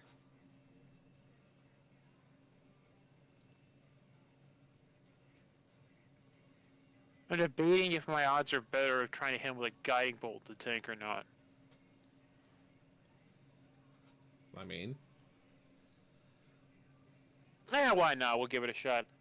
Guiding bolt at 3rd level. alright. Try to hit him in the tank. Okay. Roll the hit. That's a 14. Nope. That's disappointing. Well, I tried. Oh, no, because I do have my second attack, so yeah. Screw it. Let's just try the hand axe, too. You know, at this point, it's sunken cost fallacy. Sunken cost fallacy. I mean, fair enough. So would I roll a hit die for that to throw Yep, it, or what? you're just hitting with it normally. Son of a... never gonna find inch to recover from. You That's a nat 20. Yes.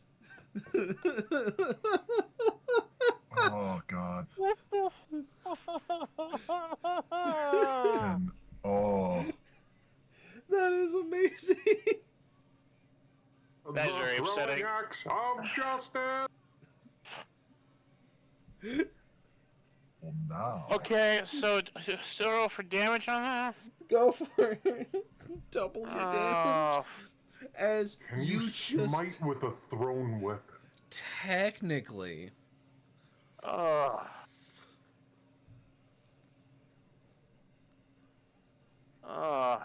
Yeah. I disappointed to say that only comes out to a 9. Still, Did you want to smite through your hand axe there, Green?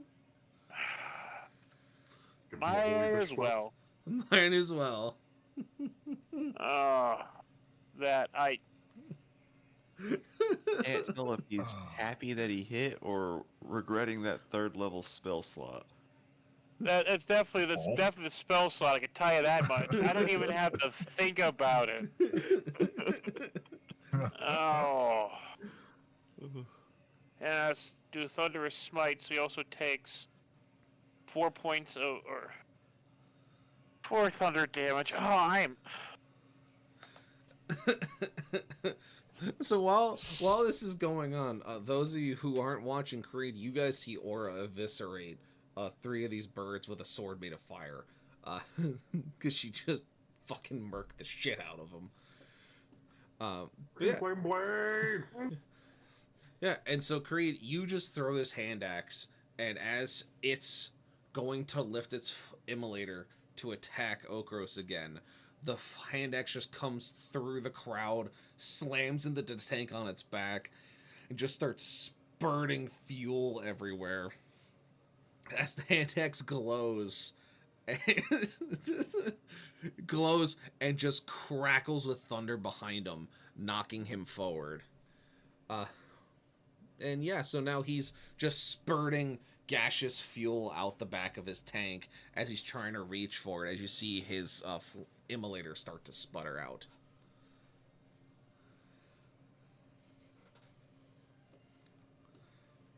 Alright. Now that Creed nat 20'd the fuel tank on that poor guy.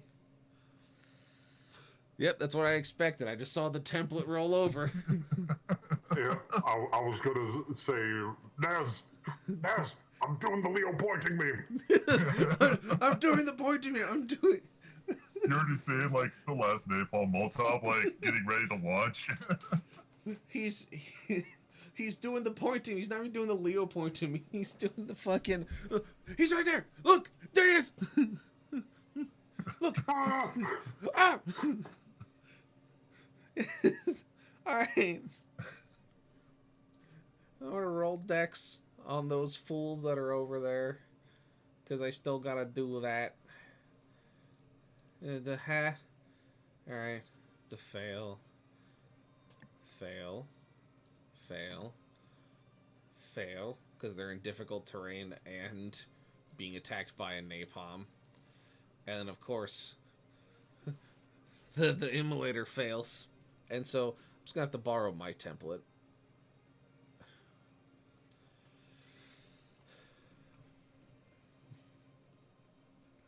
There's no kill like overkill. Yeah, that's right. So, what was the damage you rolled? I rolled 28. 28? Can't Okay. tell if that's hitting Akros or not. It's just barely touching him, so I'm gonna say no. Like, it's I'm going to get a very nice technically- splash of warmth. it's technically centered over him, like, right here. It's just very odd sitting. But yeah, it's just barely touching Okros. But it will hit these 2 groups of wardens. So the 2 groups of wardens take 28. So let's see casualties. So they lose 1. They lose 2. So they go down to 6. They go down to 3. And then the immolator fucking detonates. So he just explodes, which means that he does his immolation grenade damage to everyone around him,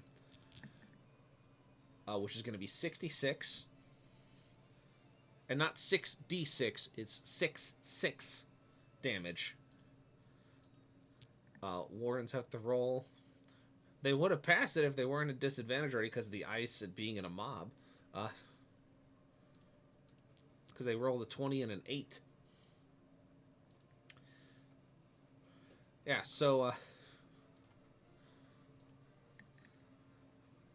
yeah, so that's going to be 2 of those. Yep, So that's 1 warden remains.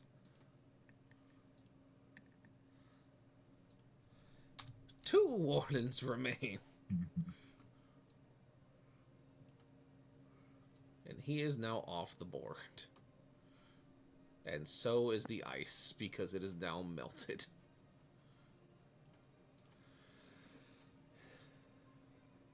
Alright, so... And then the Minotaurs. The Minotaurs, yes, they would have gone hit. It would have been the fringes. That's right, from the original. This would have been the original slight, too. damage. Yes. They'd go down by that number of casualties. They'd go down to that by number of casualties. The Right. original explosion hits a couple of Minotaurs. Secondary explosion. Ah! No, why? Yes, so. Oh, wait, no, hold on to that. Oh, yeah, that just evaporates these poor guys right here. Those guys just got evaporated. Alright, so that was Creed, Nez, and Aura. What do you guys... Who do you want to go next?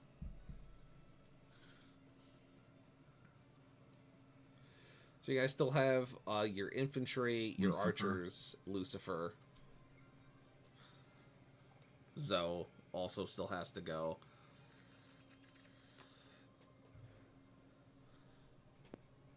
I mean, before this whole thing transpired, though, Darian was planning to help with the immolator, but that's not there anymore. So, He along with exploded. half of what was over there, so I'm just gonna continue I mean, doing there's what I've always been another before. immolator. Yeah, I'm going to continue shooting the other immolator. Yeah, very good, because the other one just got insta-gibbed by a critical hand axe. Oh crap! There we go. The hand axe of justice. The hand axe of justice. That's what's ready and waiting for like that gas leak. Like, hey, if that happens, I know my fire works then. So I rolled a 12, a 24, and a 26. The last 2 hit. Throw me Alright, 2 so- sets of your oof dice. Since I can't say the other word. Seth. 7 and 13 for 7, damage. 15. Very nice. All right.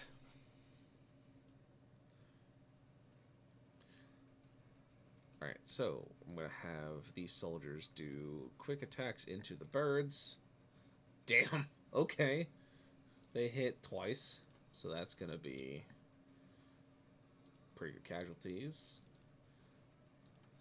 Other soldiers are going to dogpile. They only get 1 hit in.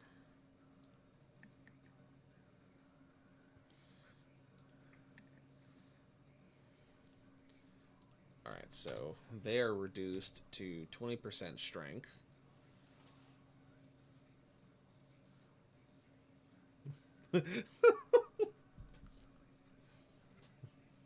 If you smell a ghastly cult, professional is a different meaning in this campaign.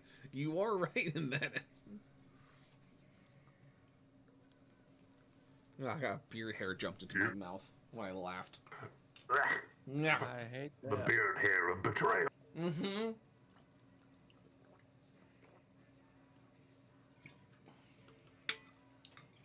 My beard betrayed me. Oh, I didn't see that. So he banned damage and move. That's great. Yeah. fucking I mean, that's terrible. I'm so very sorry for you, Brian. Shut up. the Halo fucking announcer comes on, all you hear, beard trail. Beard trail. How's that working? Crusaders are going to move up to hit these guys here. We're going to have this group of archers fire on these bird people.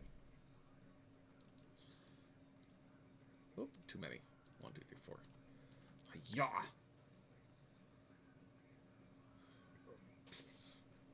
Alright. So they get 2 of those, which means they get 1 of these for casualties.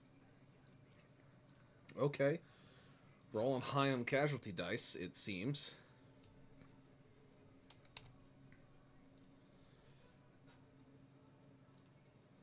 Alright, this archer group is going to fire on this bird group to deal with them.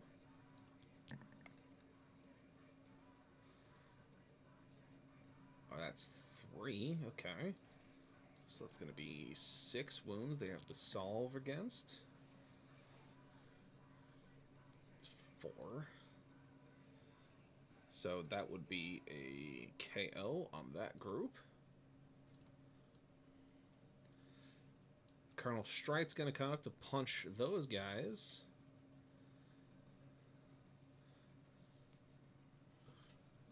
He's going to land a solid hit. And he's going to roll his damage. Oh, he rolled low. Shame. Shame! Only have 2 wounds. This. Cool. So then they go down. Nope. They go down by 2 more shamblers. And That's kind of funny. I don't know why that's kind of funny, but it's kind of funny. And then the Crusaders get a critical strike on the shamblers. Who?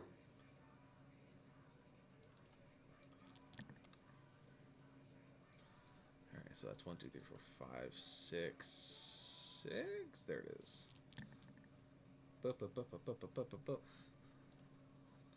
So that's.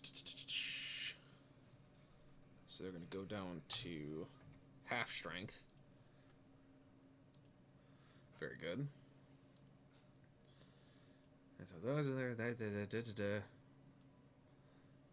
These soldiers are going to do the big scoot. Berserkers are going to do big scoot this direction. We're going to be there. And then Archer has range on those. Archers has range on those.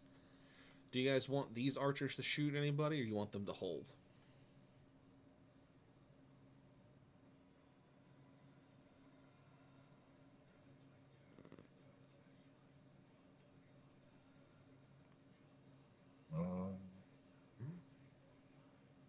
I'm fine with either or. I do want to say, while they're thinking about that, Lucifer's gonna hit the flying group. He rolled a 24. That's a hit. Nice. For 11.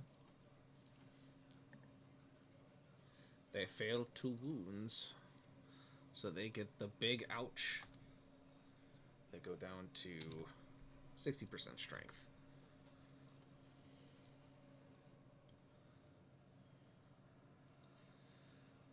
Alright, well then I'm going to have this group of archers fire on these shamblers. They're going to be able to rapid fire. That's 3 hits against the shamblers.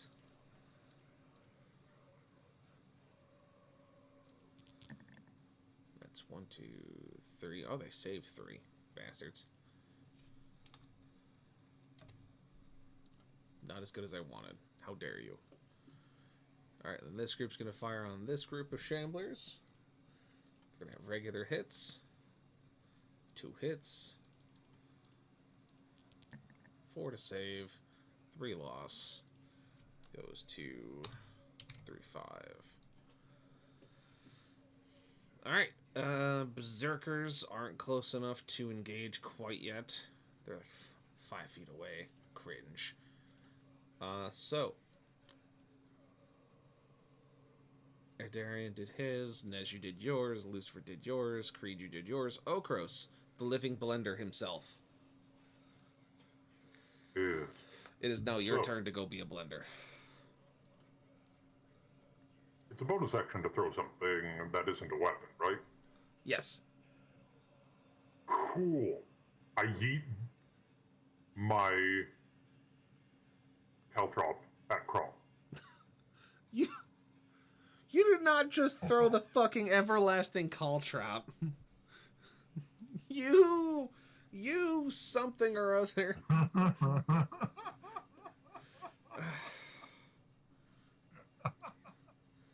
You fucking asshole. So I'm happy I'm on the high ground. I wasn't here for an everlasting caltrop. The fuck is that? You'll see. Okay, cool.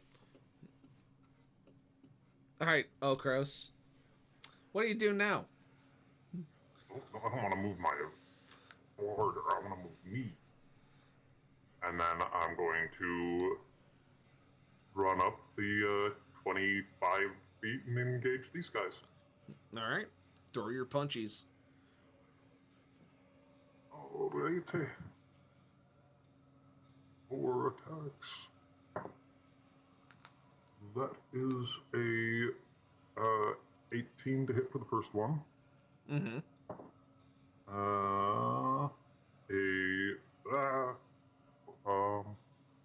Brain 24 to hit for the no, 26 to hit for the second one.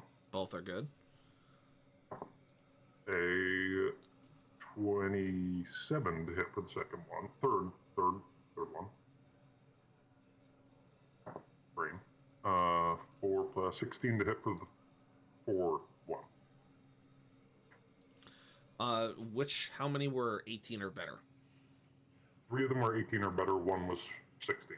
Alright. So yeah, you get 3 hits, roll me 3 oofs. Since I can't say the other word, Seth. The dabblage. The dabblage. The Wow, dabblage. But while he's rolling that, we can talk about Blackburn's next fun fact. Fun fact, Akron, Ohio Police Department owned the very first electric wagon in 1899. It had a cage for prisoners and a stretcher. It was lost when rioters stole it and drove it into the Ohio Canal. It was recovered and put into service, then sold for scrap for $25 in 1905. Nice. Pitiful. Perish. Okay, so 16, 15, and 14 for the damages. Oh, sorry, plus 3 damage to each of those for rage damage. Yeah, I'll just So- say that you take one of them out wholesale. So you eviscerate one of them, and there's one standing in front of you who isn't looking super great, who's been hit by fire, ice, rocks, arrows. Yeah, fair. And, yeah. Wait, I have one bonus action left. It's a bonus action to grapple, isn't it? Yes. I grappled the motherfucker. I'm gonna grapple his ass. All right. Oh, how was I gonna do this? I remember the fucking numbers in my brain from before. It was athletics plus strength plus proficiency. So your strength bonus plus Athletics proficiency plus- plus that. Or is it strength, proficiency, athletics plus 10? That's what it was. Okay, so my strength modifier plus my proficiency and my athletics, and then plus 10. Yeah. Okay. And then that's your DC to basically for them to stop. Either stop you from grappling them or break out of it.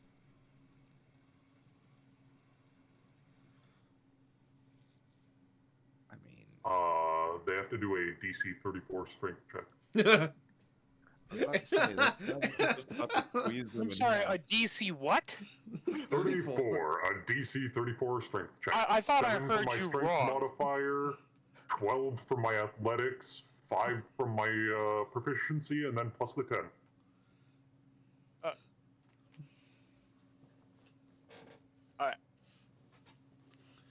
He I just can't. grappled this I poor can't thing in half. remember if the athletics is counted into it, but it's funnier if it is, because he rolled a nat 1 to negate. Oh, So he is. You have this one individual. He's just. Like, here, we're just gonna remove it so that it's just him. I'm gonna bring him. Alright, he's also large. So now you're just. You got him. You on him. You on him like white on rice. You just. he's like twice my height. I'm just like grappled around his waist, like, nah. I just imagine you Right. picked him up by his waist and just suplexed him, and now you're just like putting him in an arm bar on the ground or some shit. I was about to say, I just pictured a 7-foot lion grappling whatever this dude is and just doing Olympic wrestling maneuvers on him. Mm-hmm. I wanted to say I suplexed him, but that sounded like it would do damage, and I was only grappling, so. You're trying to pin this man in the sand as everyone's just like, nope, not getting near that. That's terrifying. My God, it's Rexus with a folding chair. Dear God, it's Brother Rexus with a steel chair. Yeah, From the top ropes. From the top ropes. So while Rexus, who's borderline large, is grappling this other large creature. I think that's everybody. So, first things first, we have to talk about the everlasting caltrop. Because it starts growing. Oh, what? This is like a singular caltrop that's just getting bigger? No, it multiplies. Oh. And every turn, it spreads another set of squares outward. Think the quantum caltrop. Look, yeah, I guess that's a good way to put it. So, Crom's gonna take 2d4 piercing. Will this affect the trout population? More than likely. So Crom takes 2 damage. I need to get my measuring stick out. Go from here, and then he's gonna go, nah. The showdown begins. As the Shamblers are locked in combat, the birds are locked in combat, the Minotaurs are going to go up the side. The other Shamblers are going to take up centerfold. These Shamblers are going to run into the Berserkers. Minotaurs are going to push up. These Minotaurs are going to move up to there. This one Warden's going to move up. Alright, so let's start doing quick rolls. Alright, bird people versus soldiers. Bird people miss. Wonderful. Shamblers versus Colonel Strite. What is their...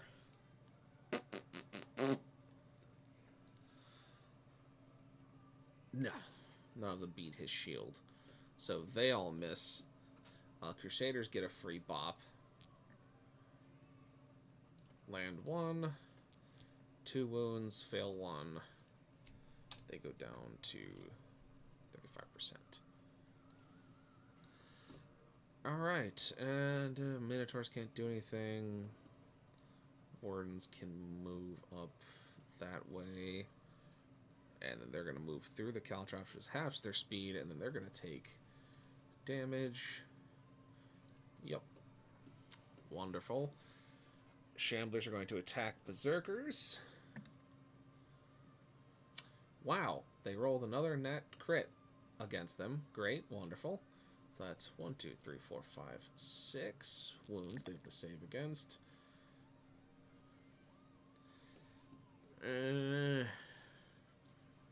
That is 1, 2, 3, 4, 4 they save. So they will go down to... Oh, wait. Shit, they have names. Damn it.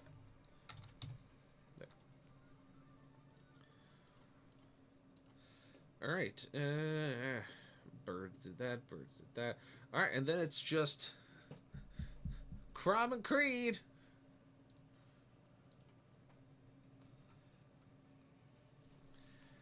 Alright.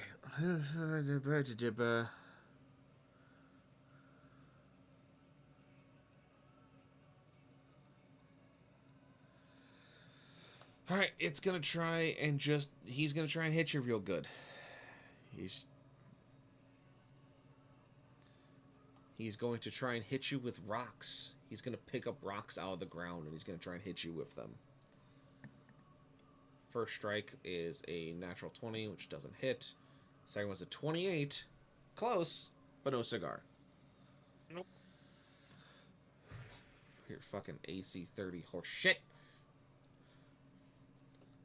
Shamblers can attack. Wardens can attack. Alright, so then it's now you guys.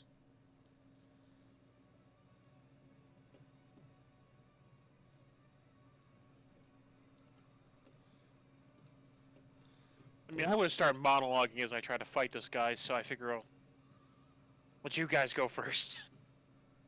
Fair enough. I'm gonna go ahead and get my shots on the emulator out of the way real quick. Very good.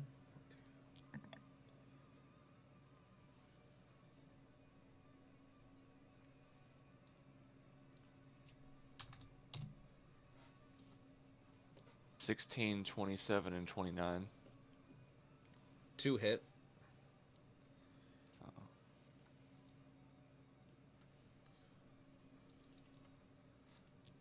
Alright, so I hit him for 22 and 11 because one of them crit. 22 and 11, nice.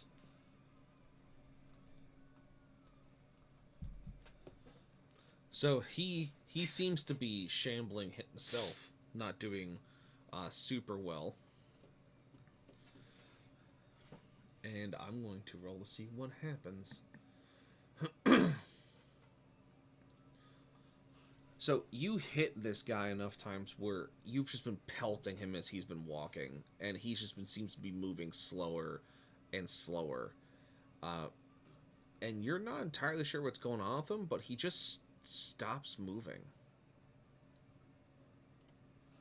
Like, he just doesn't seem to even react to anything that's going on around him.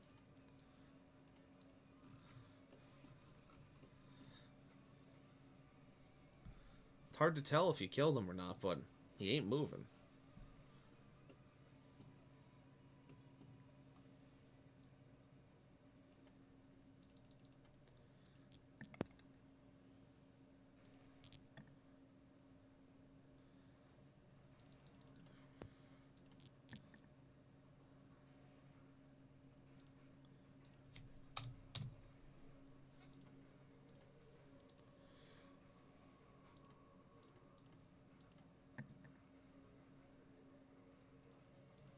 Colonel Stripe fucked that up. He didn't get any hits on those Shamblers.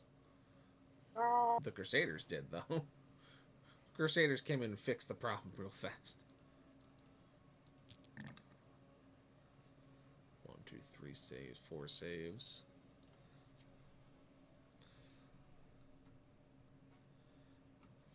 That is... Oh, you got it. Dunk, dunk, dunk, dunk.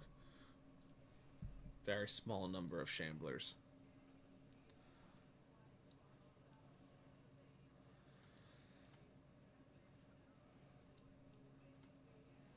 We're going to have these archers shoot burbs.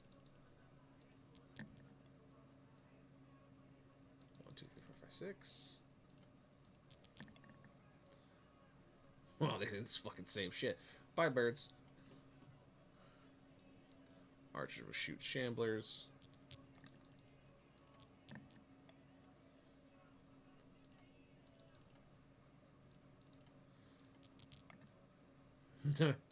Bye, Shamblers. Alright, where do you want these two archer groups to fire on?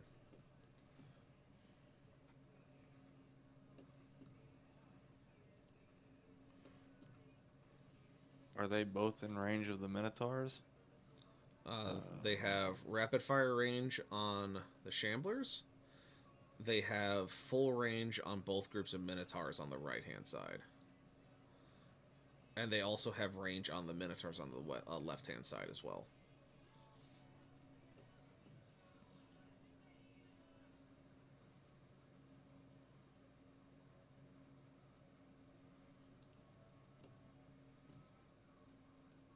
I'd say let this unit rapid fire them and have them fire at one of these two. Alright. Alright, so left unit firing into the Shamblers at rapid pace. Deals only 3 wounds into them. They save none of them. So they go down to 3/4 strength. And then right unit's going to fire on Minotaurs here by Rexus. And only lands 2 wounds in them. They take 1, so they will go down to 30%. Alright. Now it is player actions. Aura is going to move up with the Berserkers. And I don't know what she has in her pocket left.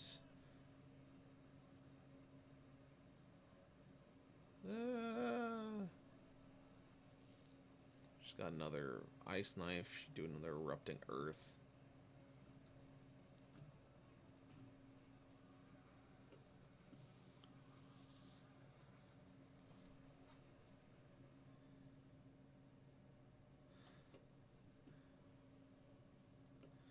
Yeah, we'll do that. So she's going to do another erupting earth on the Shamblers and the Wardens. Gonna force them both to do dex saves. So Shamblers first. They do not save. Wardens do not save. Which means they take 4d12.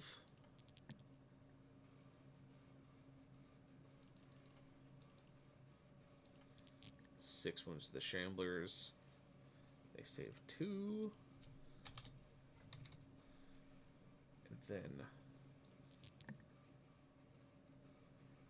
that's...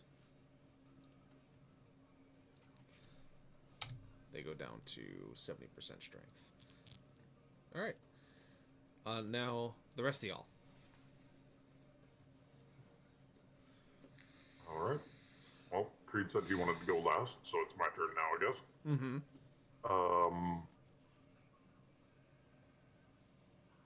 I will attempt to do some damage to the guy I'm grappling. I guess now I shall suplex him. Now you're just gonna Stone Cold Steve Austin him. Yes. Nice. Carson says, gave the biddies, said, it fixed itself. Kangaroos can't walk backwards. Happy Friday. Hip. Huh. That's unfortunate for them. Yes. Motivates them to go forward in life, never going backwards. Wonder if they can I hop wonder what backwards. it's... I doubt it, because they have their tail as a counterweight. Rare. I wonder what it's like living life with a built-in commissar. Living with a built-in commissar. Don't talk about Carson that way.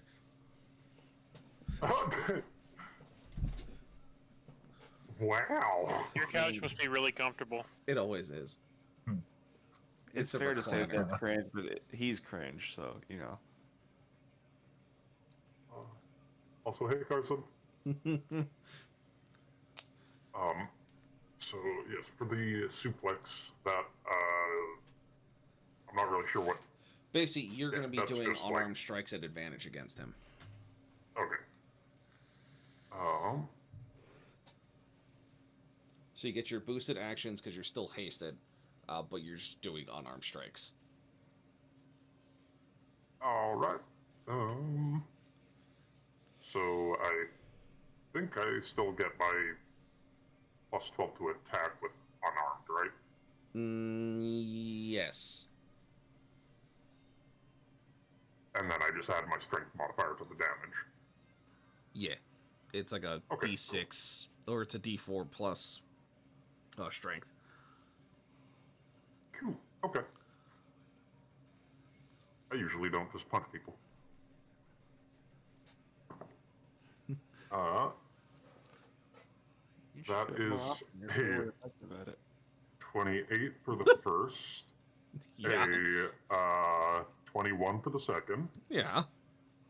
a 18 for the third. No, that was an 8. 20 for the third.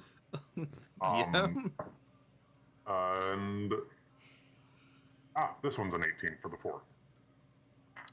All right, so you hit him 4 fucking times. Well, And I correct myself. You're clearly super effective at it. All right. I mean, it doesn't help that 4, he's just burly 3, and raging and has 1. fists. Okay, so All of the requirements for doing good unarmed damage, yes. Mm-hmm.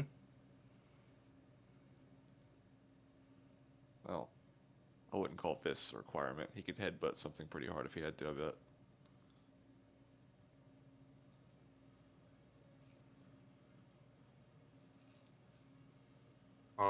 14, 13, 9, and 13.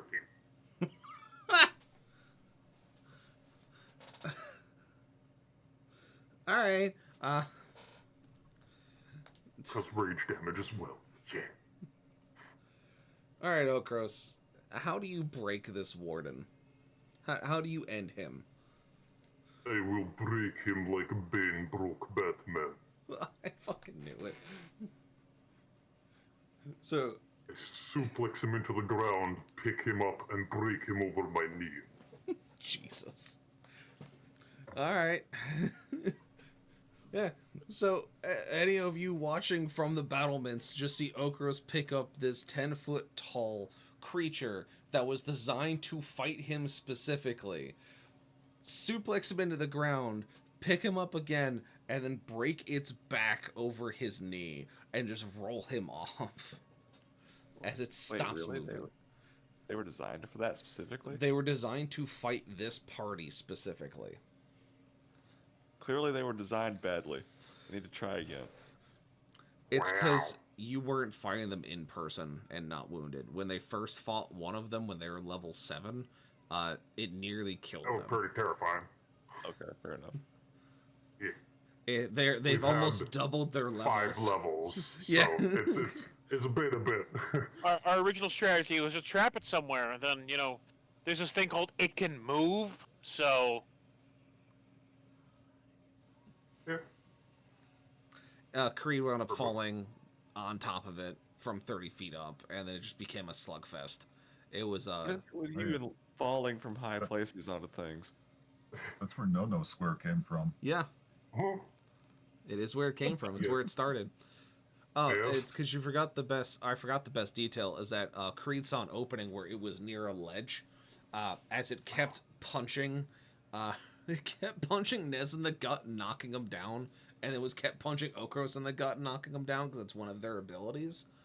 And so Creed jumped on his back, using a piece of cable as a garrote, and was hanging off of him. His whole 200+ pound self in full plate mail.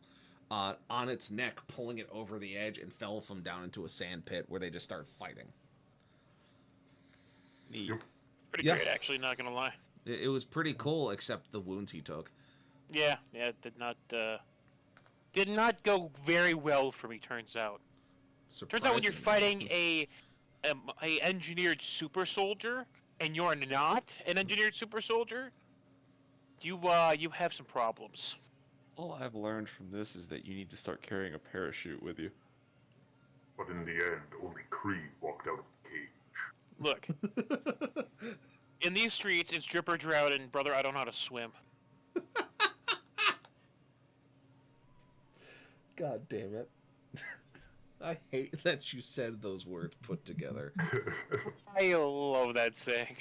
I hate that so fucking much. Anyway, alright, so... Who hasn't gone yet besides Creed, since Creed wants to do his big monologue? I haven't gone yet. All right, Mr. Ness. Save me, please. Lucifer's gonna do his pot shot. Bot shot. Force Bliss of the Shamblers. You got a 19 Nice. for 18 damage. Nice. They save none of those wounds. And then I'm gonna do my incendiary rounds. I'm gonna take one shot right now at this one. Mm-hmm.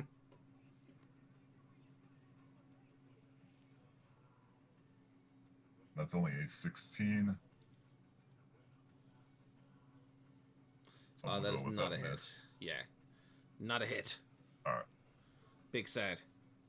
I get what, 3 rounds, right? Yeah. Scorching Rays, 3, yeah. Alright, I'm gonna go again at him, since that missed. Yeah. That's definitely another miss. And another miss. Man, I rolled a 2 and a 3 after that. Oof. Big oof. With a plus 10, like, that's still not enough. All right, Creed. You and Crom are standing in front of each other as the battle rages on around you. As there are humans who have been dying, who have been fighting valiantly. You haven't taken as many wounds to your front line as you thought. It seemed that between your spellcasters and your archers, you're able to hold back their advance relatively well, except that the Minotaurs are now at the front line, so we'll see how that changes. But what you got? All right, right off the bat, the initial part of the monologue is just standing there after avoiding his rocks. You choose not to fight me like a man, hiding behind stone. And Creed is just going to reach back and whip out his other hand axe at Crom. Roll the hit. I got 2 of them for a reason. It's a 13. It hits him in the chest and just bounces off. Gonna follow it up with a dash forward and a stab. All right, roll the hit. Wow, that's a 14 that time. You go to stab him, and he just grabs your blade and looks down at you while holding the glaive in his other hand, and just looks at you and goes, "You think you have the goblins for me? No. I told you I was gonna plead you right this time, Creed."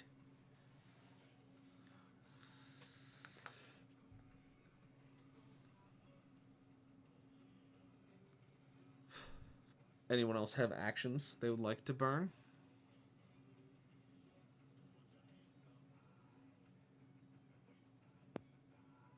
I'm spent. All right. Switching to enemies.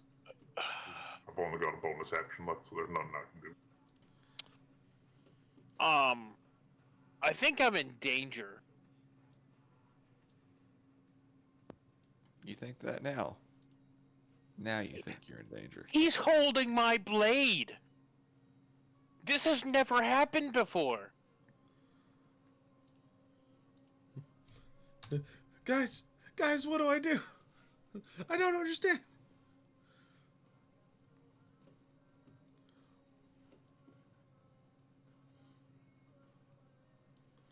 Warren's going to push up to there. Minotaurs are going to approach Okros. Creed attacks the god. God catches the sword. All you hear from the crowd. Stranger danger! Stranger danger! No! Oh. I don't want this. Alright, they can only move half speed, so they're going to go up to the Crusaders. Alright, so Minotaurs. They have this really cool thing, because they're nasty individuals, where they have Reckless. So they're going to, in this case, double their attacks against our dear human soldiers.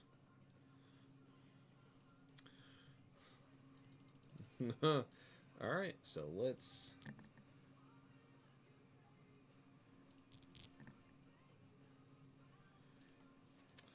Yeah, so this group just got almost completely wiped off the board.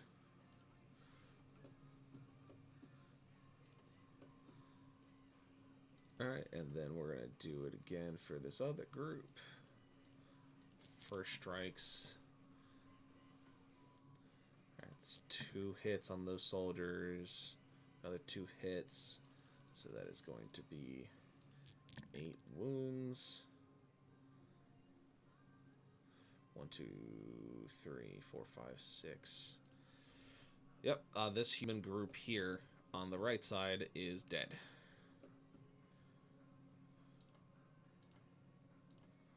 Oh. No.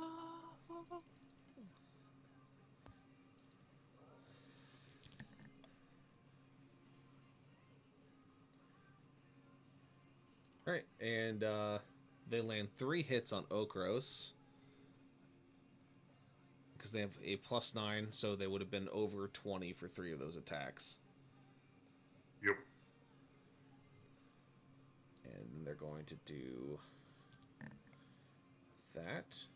Oh, that's cringe. 8. Ah, there it is. So 27 in total before your reductions. So you're currently enraged, so you'll take 13. Oh.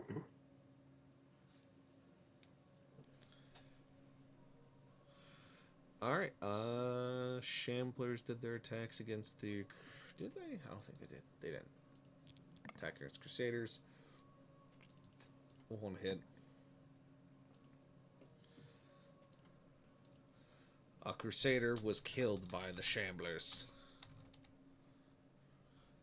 No. Down to 19 Crusaders. And then Crom is going to... Well, he has your sword in his hand, so he's going to do a opposing athletics. So, Creed, I need you to roll an opposing athletics. That's a nat 20 plus 7. Nice. He also got a nat 20. Fuck. What's your strength bonus?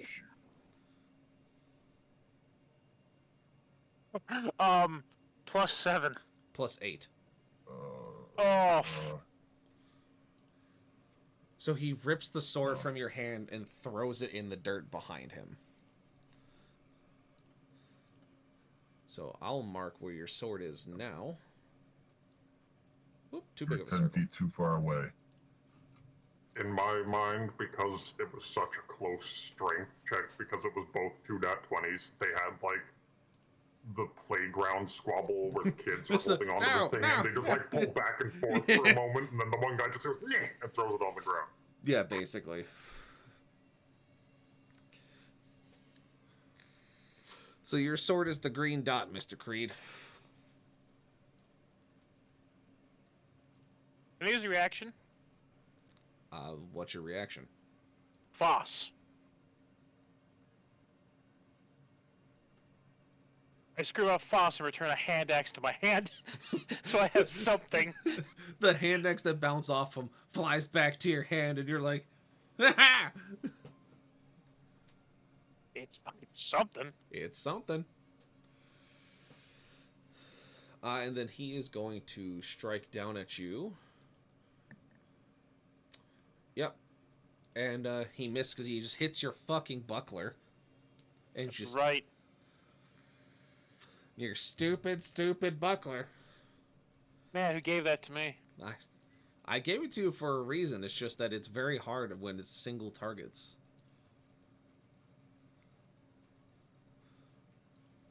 A fuckler, some would say. Shut up, Seth. Creed and his fuckler. At it again. That's just its name now. It has to be. I'm not calling it that. Even better. Even better. No, I'm gonna call it for you. And then, Darian, you see the caltrops have grown again. This is definitely going to affect the child population. Isn't the fuckler the arch nemesis of Buttman? No, that's the kid. You know, a few more turns of this, and those cow traps are going to end up being a problem for you, Creed. You know what else is a problem though? Him not having his sword. The let- giant look, man you let attempting to Kron take your murder sword. me. You probably shouldn't have gave him your sword like that. No! No, you don't say! I didn't walk up and be like, here you go, good sir. You look unarmed. I'm sorry, he ripped it out of my fucking hands. Except you kind of did, though. I tried to stab the man. Creed. What do you mean your strength is a +7? I said your strength mod, and you said +7. You said It was bonus. yeah, your strength bonus, like your modifier. Oh, yeah, no.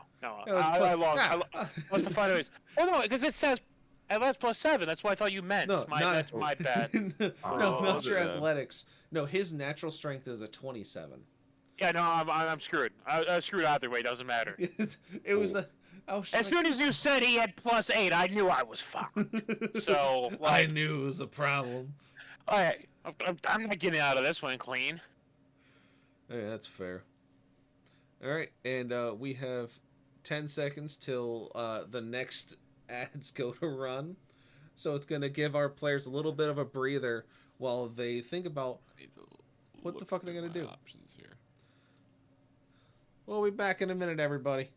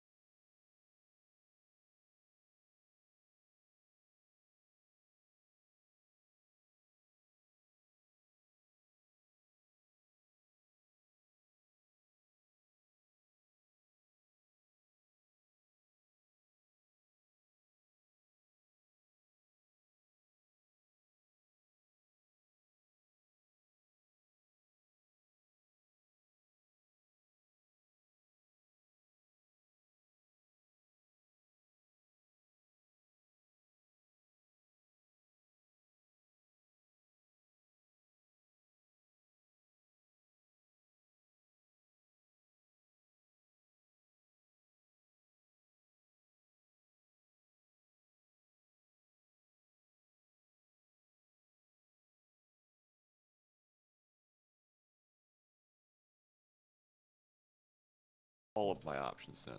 Very good. And welcome back to the fuckering.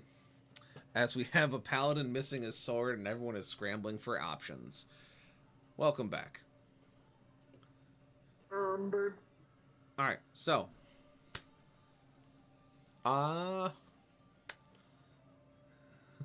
Do you guys want me to just have the NPCs go first to deal with some of the other stuff? Or what's your idea? What's your plan? I've got to deal with these minotaurs before I do anything else, but, yeah.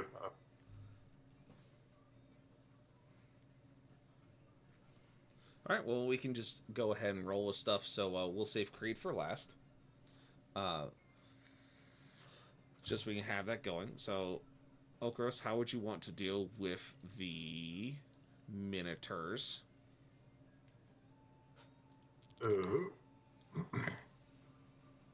I am going to, change it up a little bit, and after, you know, suplexing and baning the other guy, instead of pulling out my maul, I then menacingly look at the Minotaurs and pull out my executioner's pickaxe. I'm sorry, that's a thing. Okay. That is the thing he has. And, they are in fact creatures, so they will be affected by the bonus effect of if I hit them, their movement speed is reduced by 10 feet on it until my next turn.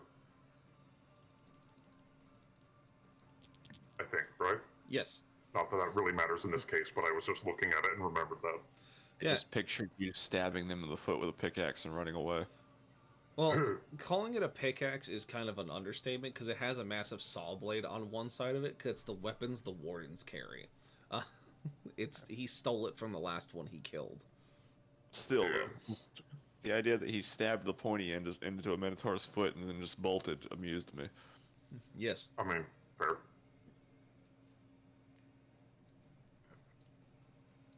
So, let's swing those. That's a 25 to hit, a nat 20, a 27 to hit, and a 23 to hit. Yeah. It's so let me just double check their AC. Yeah, their AC 17. So Alright. pretty sure most of those are solid. And I also have brutal critical, which now that I'm level 13 means my extra damage is increased by 2 additional dice. Nice. Yes, I'm excited. This is the first time I've gotten to proc that properly. Since I've hit level 13, I mean. Yeah. Wait, Buckler is on Urban Dictionary? What? Oh, Please, no. please Oh don't. no. What is Oh, That was no. my D10. Okay. So, Please. I'm looking that up. Please God, no.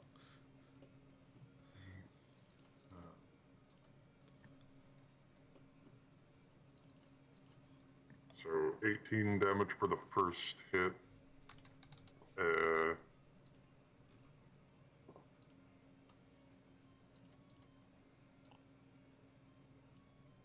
I'm not reading. 21 damage for the second hit. I'll do the critical last, I guess. Yeah.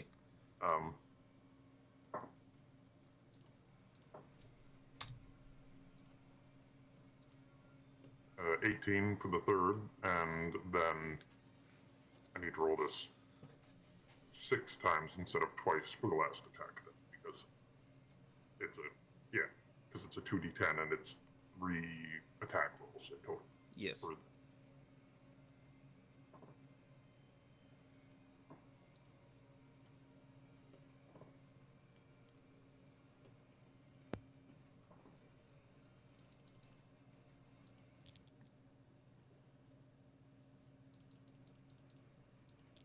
not reading that aloud, but I DM'd it to you, Burn.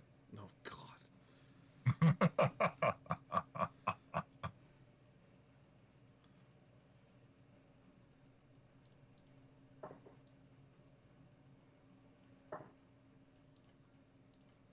so.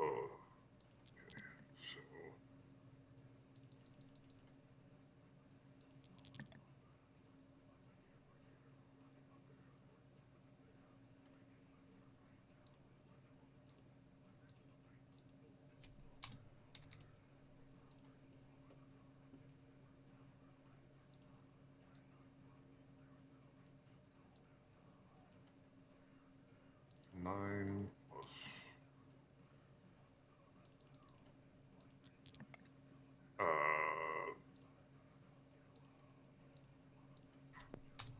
There you go, Creed. You get it too. 19 damage for the first hit.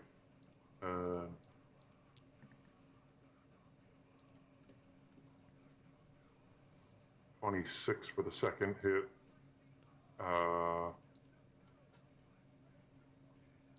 And 25 for the third hit of the critical.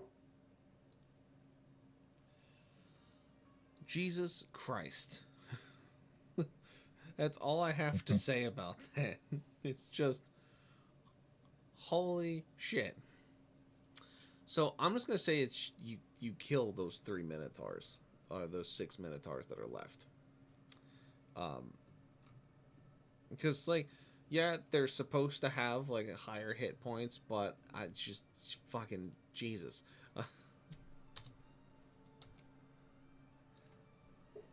For the sake of a matter, you kill 4 out of 6. Just doing it off mob rule like numbers. I was gonna say, on a scale of 1 to 10, how dead are they? And would the 2 surviving technically be affected by the 10 Yes. movement speed debuff? Yes. Excellent.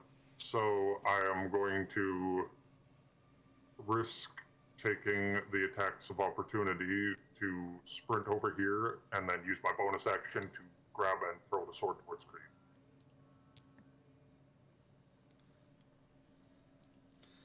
Alright. They land 2 on you. What the fuck is their damage again? Is it 12s? It's 12s. It's a great axe. It's a great axe. It's a great axe. It's a great axe. Remember, it's a fucking great axe. Yeah. Burn, I think it's a great axe. It is a great axe. So that will be 14 in total before your reduction, so you take 7. Okey-doke.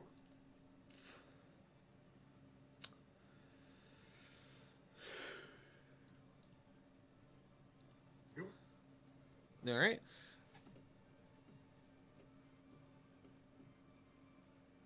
And I have one more bonus action, but how much did I? Oh, right, that's right. I'm hasted, so I have even more movement speed. Yeah, you have double your movement speed. Okay, so with my second bonus action, after throwing the sword to Creed, I'm gonna run up behind and grapple crawl.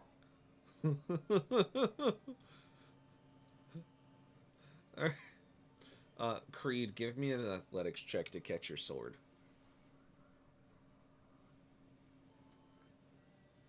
That's a 14. Random dice says you do it. So Creed, you catch your sword from over Krom's shoulder as Okros throws it to you. Yeah. That would have been the right sound effect if he missed, Seth. That would have been good. Would have been good. I mean, to be fair, I was expecting a sword to go through Creed and not past Oh Creed. God! Please don't put that energy out there.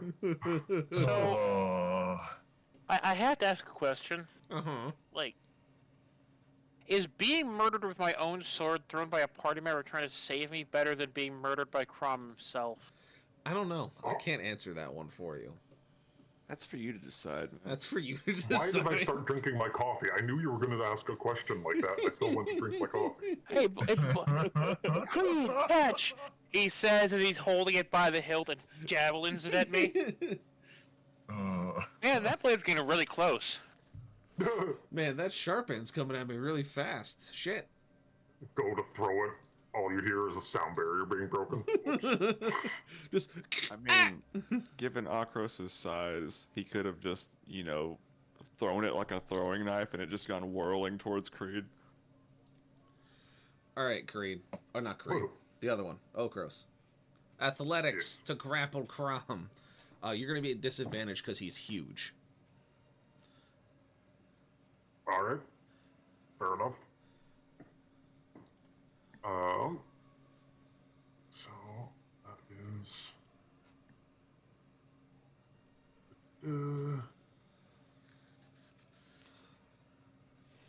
I just add my proficiency in athletics to my roll, right? If you're proficient in athletics, it should already be added. Oh, okay, cool. Then, yeah. Oh.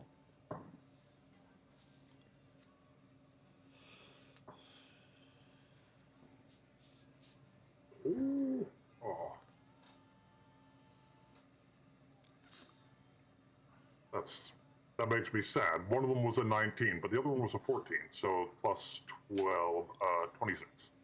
He got a 27 because he has a plus 18 to athletics. Oh, He beat you by 1 point. So you try to grab his leg and he goes, no. Rage doesn't add any bonus to that, does it? Because I No. didn't. Okay. Unfortunately, Then, it does not. yeah.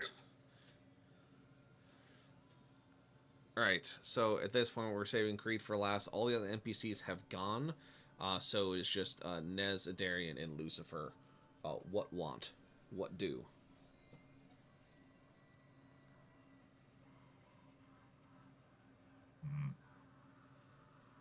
I'm still doing it. Alright. Because Burn your neither action of for them are dash. grappled. So right here, it's exactly 60. Mm-hmm. I'm going in my bag and grabbing out my brand new toy, and it says, this side's safe. Keep it that side towards me and planting it in the ground. Facing him. So you guys see Nez jump off the battlements, hit the sand, and run towards Crom. As he gets close enough, he pulls out this curved metal plate from his bag as he lifts it above his head and slams it into the sand with the outward curved face pointing towards Crom. In Sharpie, or what you assume to be Sharpie, in what looks like Goblin, on the outer facing, if you understood Goblin, it would simply say, face towards enemy.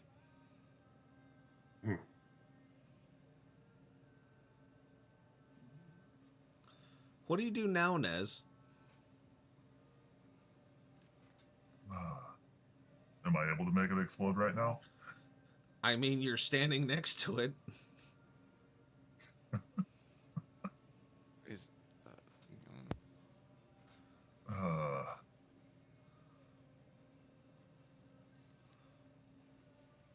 let's see.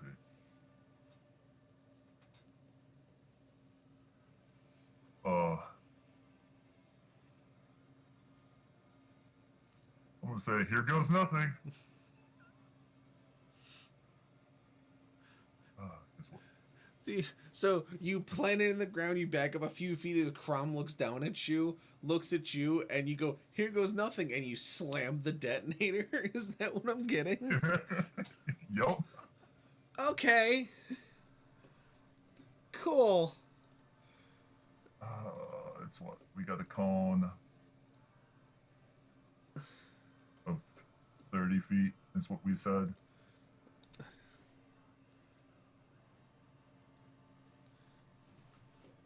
Just barely misses your compatriots as you detonate it between Crom's legs.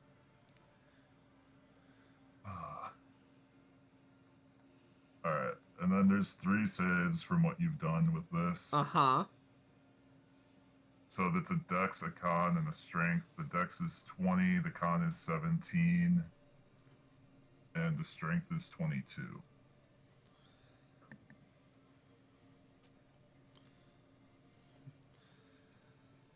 So let's start with the dex first. So he has a dex save of 9, and he fails that one. And then he has a con save of 7, and he saves that one.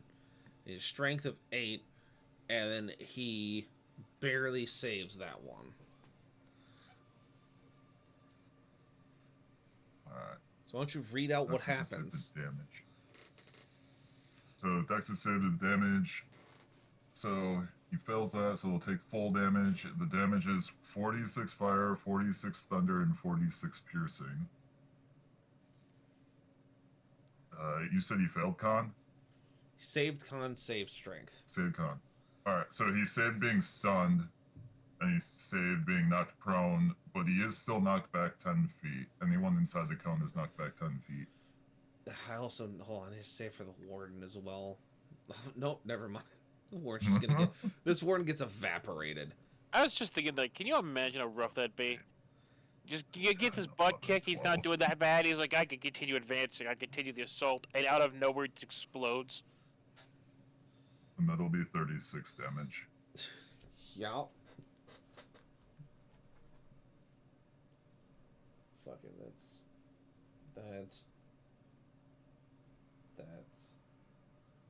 that. Wonderful. Now I need you to give me a strength check, Des. Nez.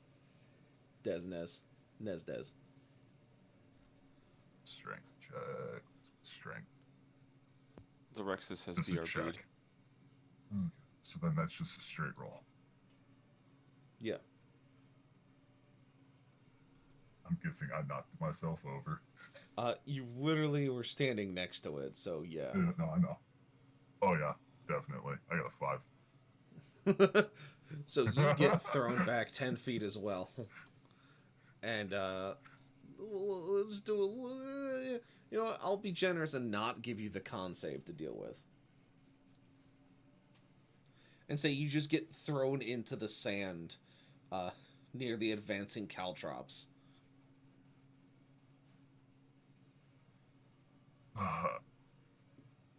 My character's just gonna have the biggest grin on his face as he's flying back, going, well, that worked out better. Just, I imagine you flying back going, worth it! Jesus Christ. Alright. So, Okros and Creed, you guys just see Crom get detonated by this device and push back away from you, just from the sheer force of it. As you both had a little bit of ringing in your ears. And so, Mr. Creed, the floor is yours. Alright, it's going to be down and both at level 3. Alright. Roll the hit. That's a 10. That's a no. That is a no. Alright, well,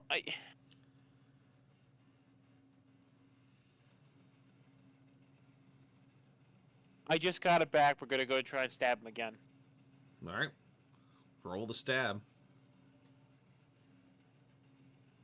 Got a 26.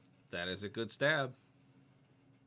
Alright, so that's going to be 10 points of damage plus 6 points of radiant damage.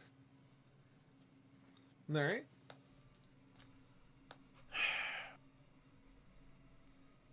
Oh. Run in, stab, and then go next to Okros.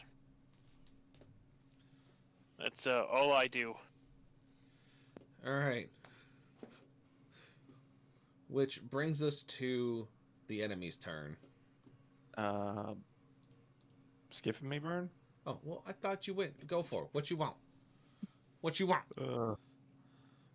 I'm going to cast blindness on Crom. Very good. What is the save he needs to make? Con 17. Con 17. Where the fuck is his con? Oh, he fails it. Cool. Yeah, so you guys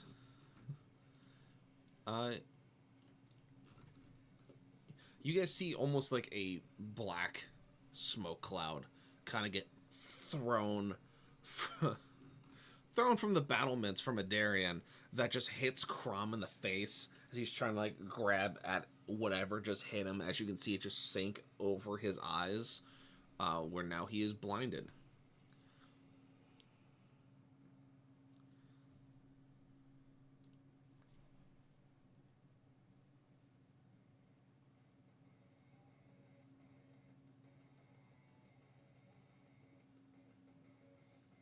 Is that all you got, Zo?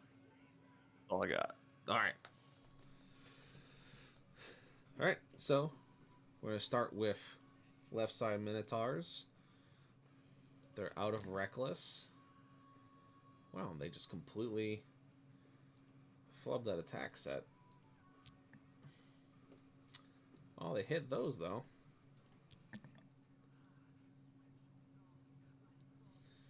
Alright, another human unit has perished in the mighty conflict. The Warrens are going to try and strike at Colonel Strite. And that's going to be that. Colonel Strite is wounded. Took a solid hit from those Wardens. No, not that. I want that to stay.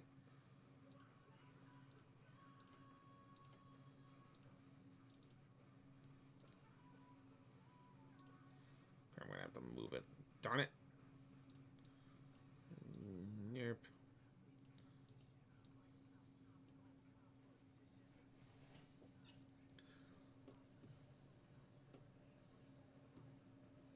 Alright, those other Minotaurs are going to try and attack the Berserkers. They do 3 wounds in. They miss 2. So they go down to 80%.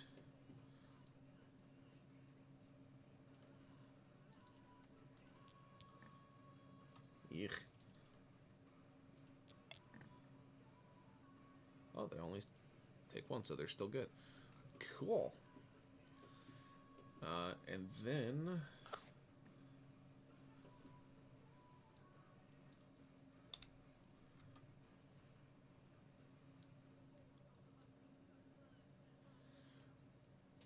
the Immolator begins to move again.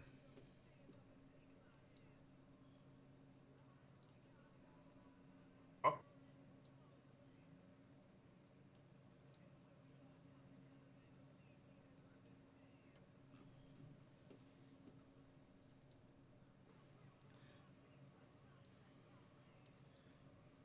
And it's going to first strike at Nez, which Nez, you need to give me a dex save.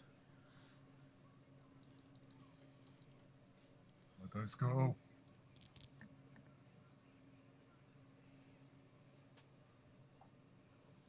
A nat 20! So you Hell only yeah. take 10 fire damage instead of 21. and you get to flip them off while you do it. Yep. Then I gotta roll. I'm just rolling out of the way, like on the ground. Ah, you're just doing like the Onion Knight roll, just a no! No, don't touch me! You iframes! Iframes! I've In my head, he got blown back by his claymore and just kept rolling through this flamethrower. Just kept on rolling, never stopped rolling. Just never stop. And then he's gonna whoosh again through the other wardens because he doesn't really care about them. Yeah, they're very Dragon Force. You know, through the fire and the flames, they carry on. As he definitely killed like 3 of them so far.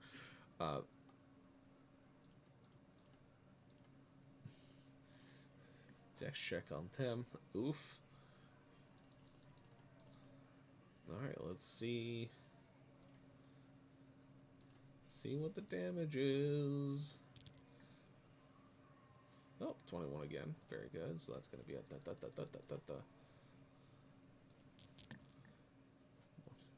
Oof. Crusaders took a hit. They went from 95% to 35% strength. Damn. Warren's going to try and punch Nez. Nez, what's your AC? It is 16. Very good.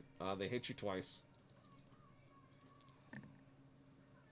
You take 23 and are 23 slashing and are slowed.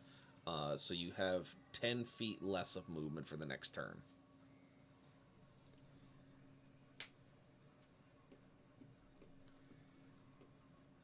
And that is all the enemy NPCs, which means the caltrops grow.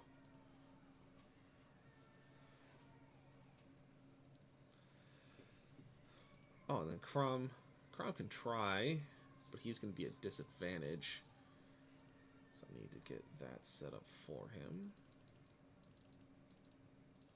There. Yeet.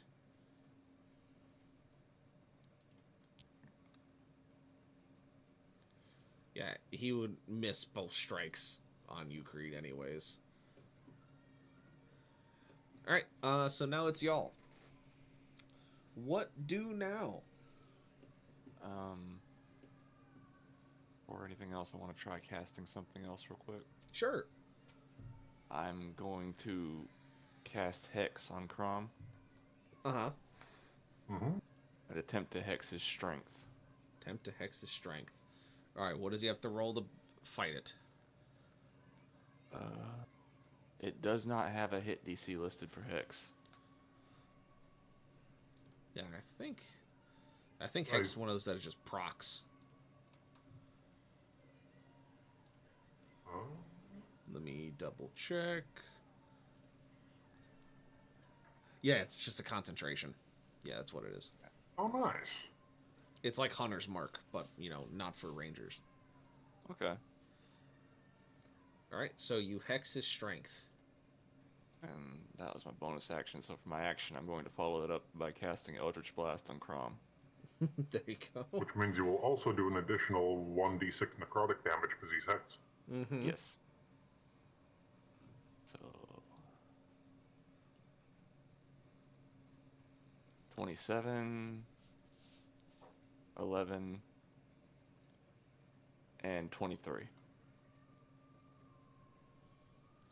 If it's a 17 or better, it hits. Okay, so 2 hits.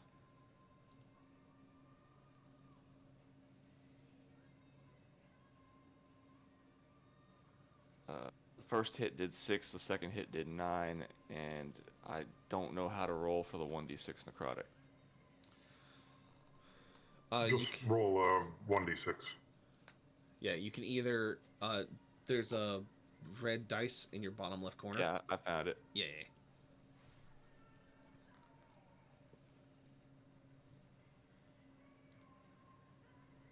Okay, so 4 on the first one.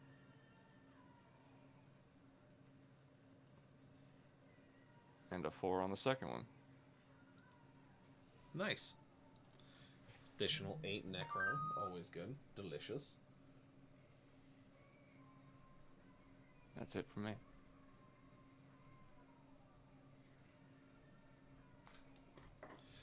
Alright, Alright, who's next? I'll go next, I guess. I'm going to use my first bonus action to drink one of my greater healing potions. Very good.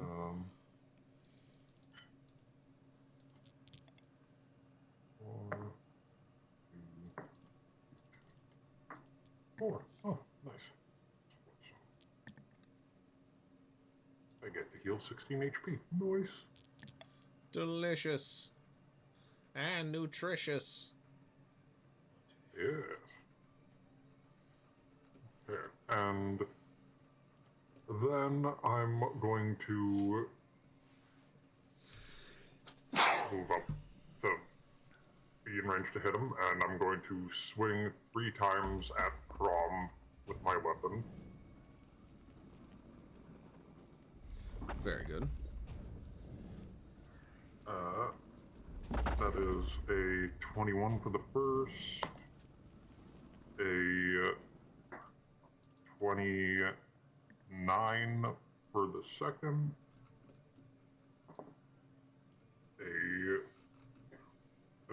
a 14 for the third. Alrighty. Anything above an 18?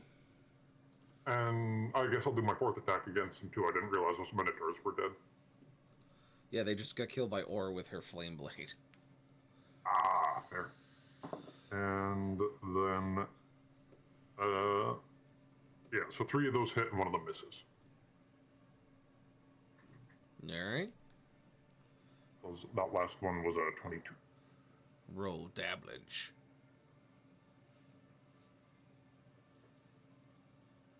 Okay. 11 plus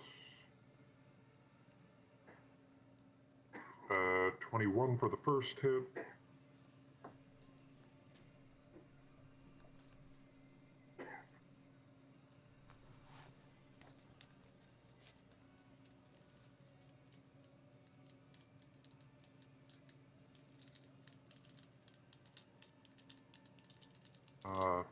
It's 21 again for the second hit. Very nice.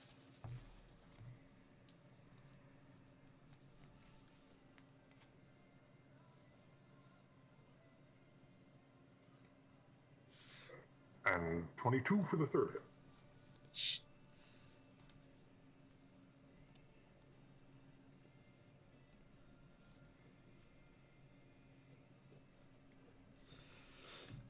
I actually forgot I had this weapon for a while. Ah, I forgot it was in my pocket the whole time. There we go. Alright. And with my last thing, seeing as he has disadvantage on his strength checks now, so we're on even footing, I'm using my second bonus action to grapple this motherfucker.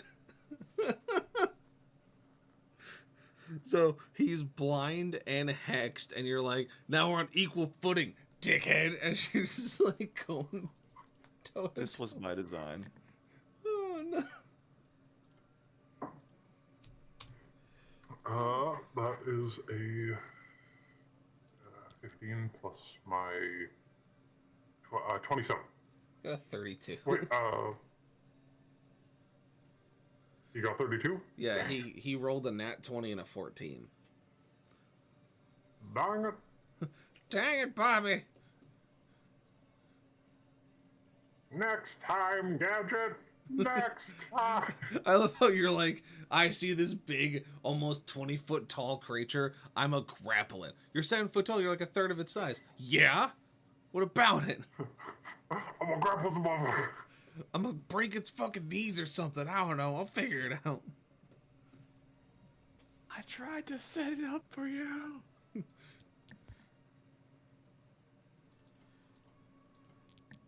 It'll happen somehow. It will do it, I swear. Quick question.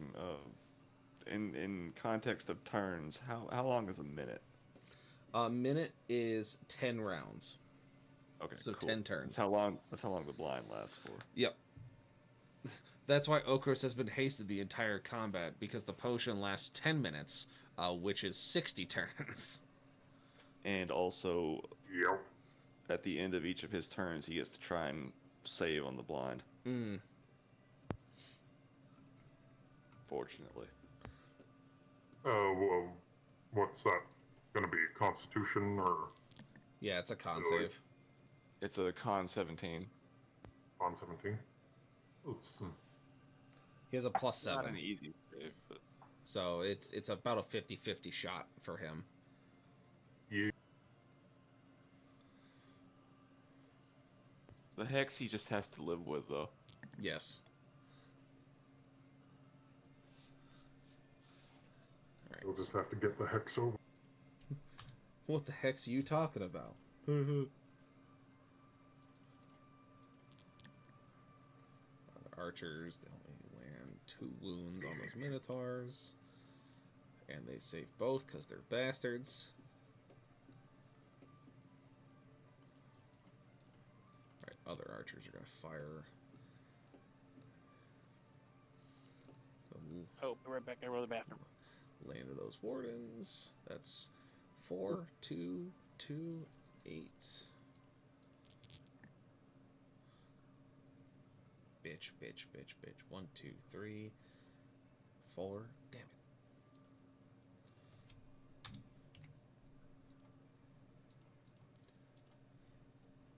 Hey, no, you can't do that, Seth. You can't just be over here causing a ruckus with your shenanigans. I mean, he paid for it, though. He did pay for There's it. points right there. Ah. I was just doing all kinds of stuff. Self-care, motherfucker. Mm-hmm.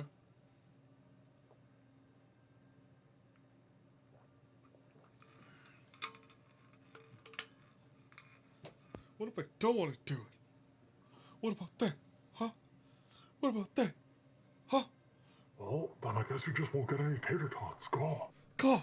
No! No, my tots! No! It's a cool water carrying device, though. It is.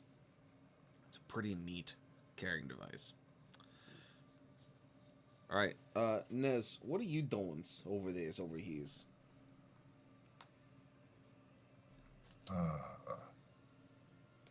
Because it seems like you got problems around you at the moment. I'm back. Sorry. The Welcome. whole time we've been doing stuff, he's been taking measurements and shit. I feel like he has a plan. Probably. I did the measurements, but then I was like, most of what I was gonna do won't hurt him. And we've got this Well, that's why you measured issue twice and right cut here. once. You got the everlasting call trap. My plan is disengage. You said I have half movement. Yes.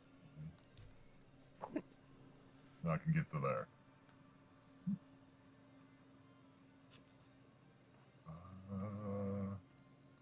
And then Lucifer can shoot at them. Very good.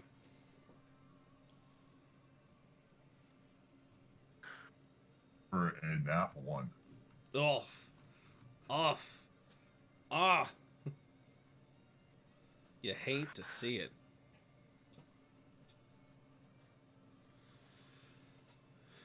All right. Creed. It's down to you, buddy. It's you The versus robot Crom. Blanks. Stabby stabs. All right. He's blinded, so you get advantage. Stab him real good. Oh yeah, I forgot to roll with advantage on my It's fine. attacks. Does Oh, an 18 hit him? Yes. Cool. I'm just gonna go with it. 6 plus 6. Total of 12 damage. Very good. That for attack. And then this time around, I'm definitely gonna try for it. Yes. Why not?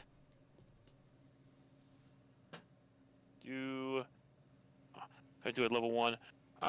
Just do cast Wrathful Strike. Yes. Let's see if I hit first. Okay. That's a 12. Oh, that's a 19. Yep. All right. So 9. Hang on a second. Huh. Okay, so 9. I just reread this. Mm-hmm. 9 plus 7. Yep. And then I'm going to cast Wrathful Smite at level 1 to give another 4. So Okay. 21 damage. So yeah.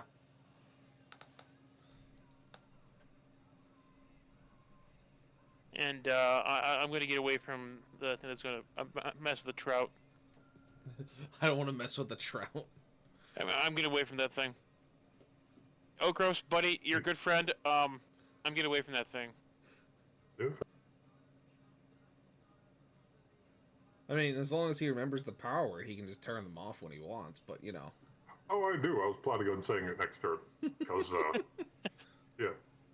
It's better be a problem. Alright, so that brings us to the enemy's turns, which the Minotaurs are going to go all out. And wow! They just really just screwed the pooch on that one. They still do 6 wounds. Save 2. Alright. The fighters are still up and standing, surprisingly. Warrens are going to strike at Colonel Strite. They land 2 hits into him. Is it 3? It's 3. Well, 26 damage into him. Alright. So that'd be 61. So he's still doing good.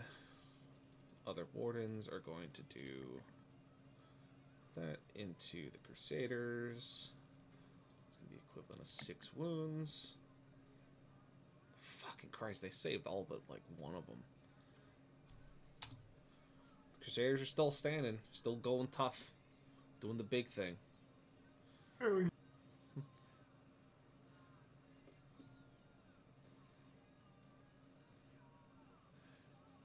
Except then the Immolator is going to step forward and is going to do what he knows best and immolate.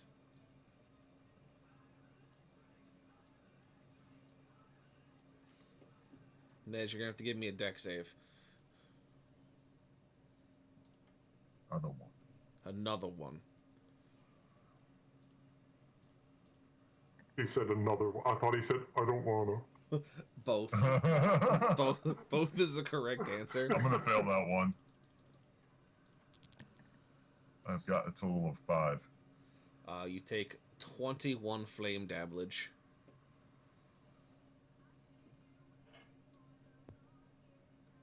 Ouch.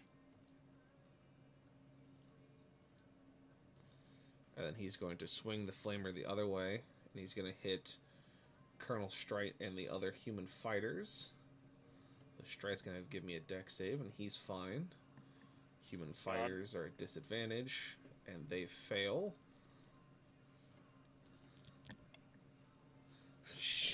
Okay. Strite takes 21, because he takes half. Human So, fighters I think take 42. I think the archers have a priority target next. Agreed. I was thinking the same thing. Does that warden not also get hit? I can call it that they get hit because it's crossing over the square, sure. 1, 2, 3, 4, 5, The one warden who was up close to the colonel's just like, ah! Ah, it burns! Ouchies! Alright, let's do deck saves for them. Oh, they fucking super fail it. Nice. Jeez. Yeah, he was really excited to smack the colonel, and then he took fire to the butt. Yeah, one warden just gets incinerated immediately. Alright, so they did that, they fought that, they fought that, they fought that, they fought that, they fought that. Alright, then it's Crom, who's gonna try and take some swings. And he's at disadvantage still. And so that's gonna miss. And that's still gonna miss. Damn your fucking AC 30. With your fuckler. No. No. Yes. No, I'm not calling it that. We will. It's okay. No. No! Don't call it that.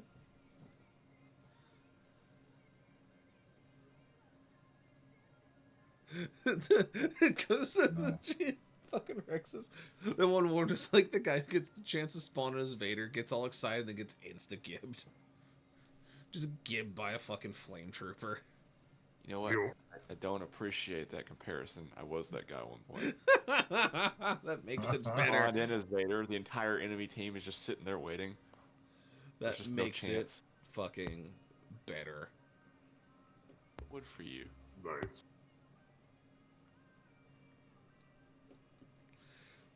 All right, so it is now. Seth highlighted Fuckler. All right, it is now Yep. y'all's turn. So, We're gonna need to engrave that on his shield when he's not looking. No, you see, we just get a dwarf who is a runesmith, and we get him to carve the rune version of Fuckler in so that it looks fancy. It gives him a buff, but if you translate it, it just says Fuckler, Dwarven. I mean, it makes sense. I It's second a the good plan. plan.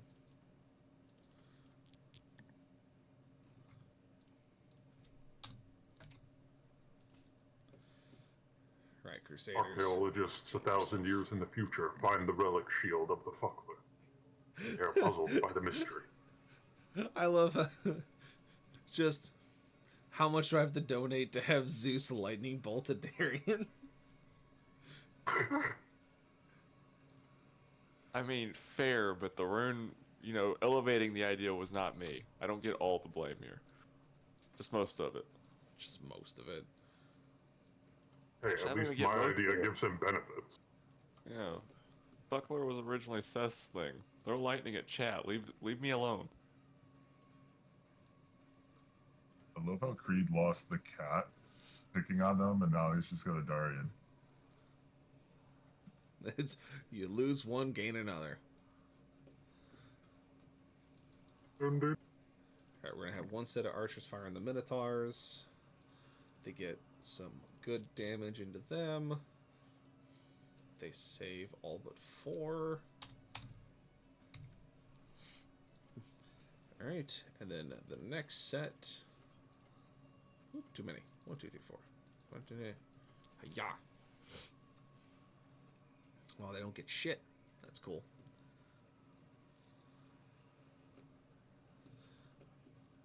And the other 2 archers are going to try and fire into the warrens near the colonel. And don't get shit. Great. Wonderful. Alright, PCs, it's you. Aura has joined the fight along with the Berserkers against Crom. Hey, yeah, you're breaking rules there, Burn. I can break my own rules. I've been saying Fuckler. That's not a curse word. That's just the name of Creed's shield. That's just the name of a shield now. No, it's not. Alright.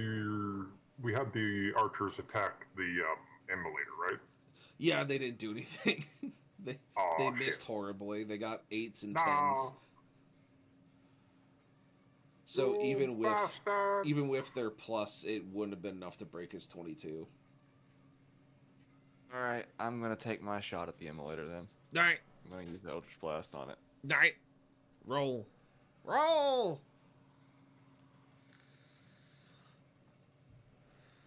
20, 17, 27. That last one hits. Okay. 12 damage. Very good. He definitely looks beat up and shaken. He's still hexed. You forgot to do your necrotic damage. No. This is the immolator, not Crom. Yeah. Oh, whoops, my bad. Yeah. So he's definitely looks beaten up. He's not dead, but he's been knocked around a whole bunch. But he's still standing. Who's next?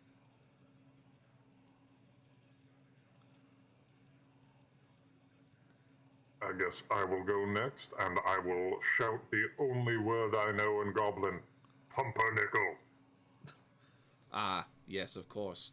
As you see the squares of Caltrops go zup!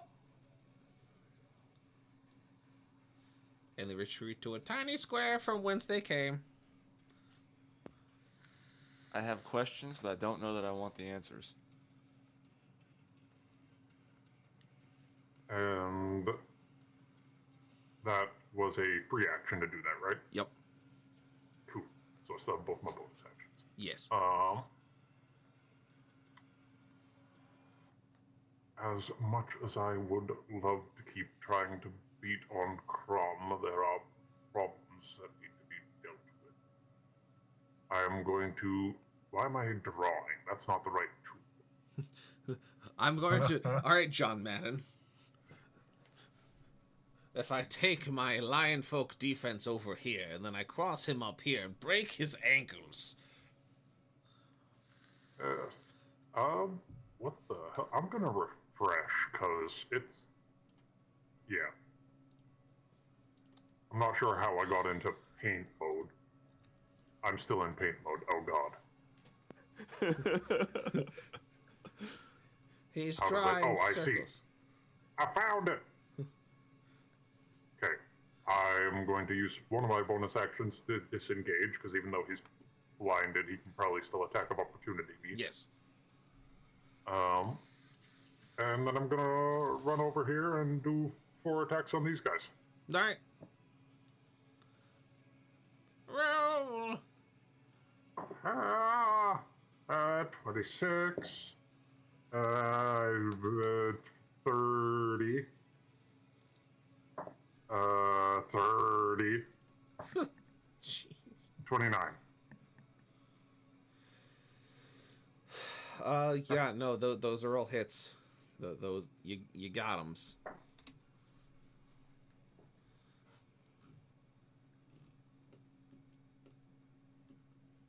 Uh, 17 damage for the first hit. Mm-hmm.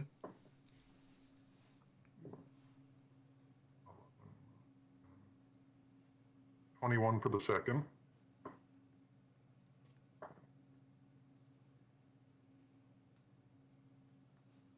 22 for the third. And 21 for the fourth. Yeah, I would say that you've taken out 2 of them, so it's down just to 1. So I'll just remove his border because he no longer requires it. Of course, the caltrops can disappear.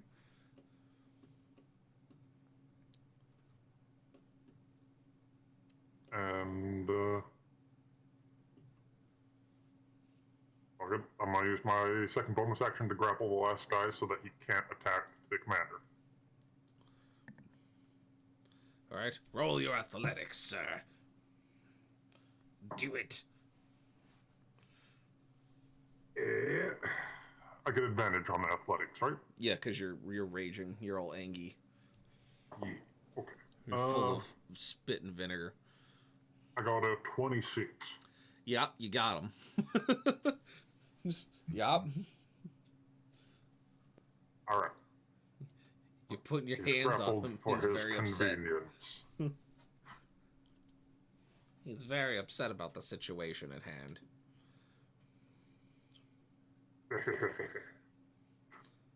All right, who's Oh, next? that's fine. I can go next.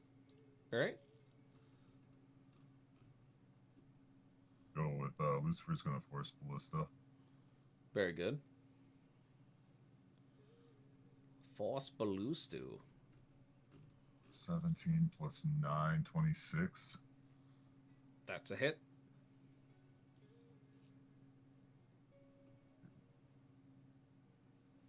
For 15. Solid.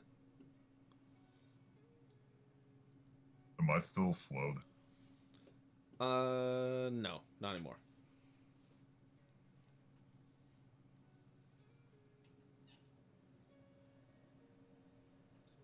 Here, because I want to just be out of his range completely.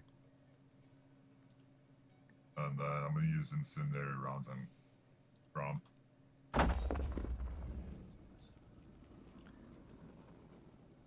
Nez decided he's tired of taking fire damage. He's going to dish some out. I mean, it's fair. Yep. And I'm going to miss both shots. Oof. Because it's a 14 and a 12. Oof. No.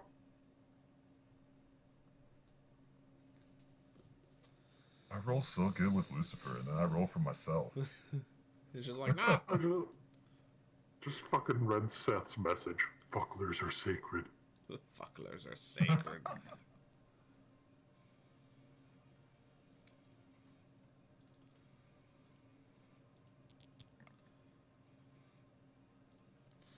So the berserkers run up and they do some damage to Crom.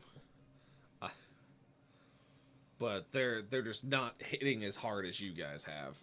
And Aura, in a surprising twist, camped behind him and casted Blight on him and did almost 45 points of necrotic damage into him. Damn. So that was something she did. It was real nasty like.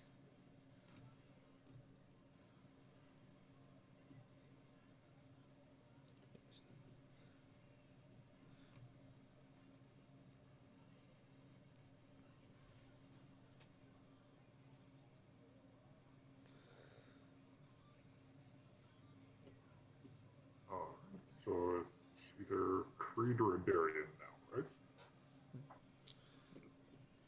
No, I think it's just Creed now. Yep. 'Cause I went first. Yeah. Oh, fair enough. Then it's yeah. All right, Creed. You and Crom. Crom's no longer blind. He's looking at you and he's angry. But he looks pretty fucked up after everyone just kind of dogpiled on him. And he's still hexed. And he is still hexed. That is also something that is happening with him.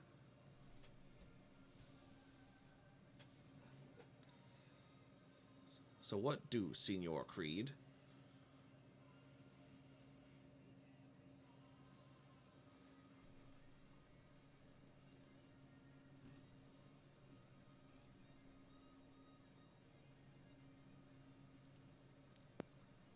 Did we break him? Blackburn.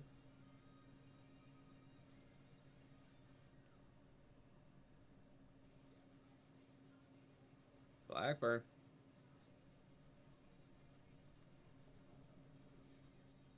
He couldn't handle how sacred his fuckler is.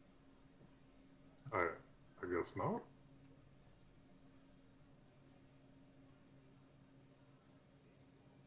Blackburn? Alright, well, we'll just have to go around it. Wonder if he fell asleep. I hope not. He did not seem that tired.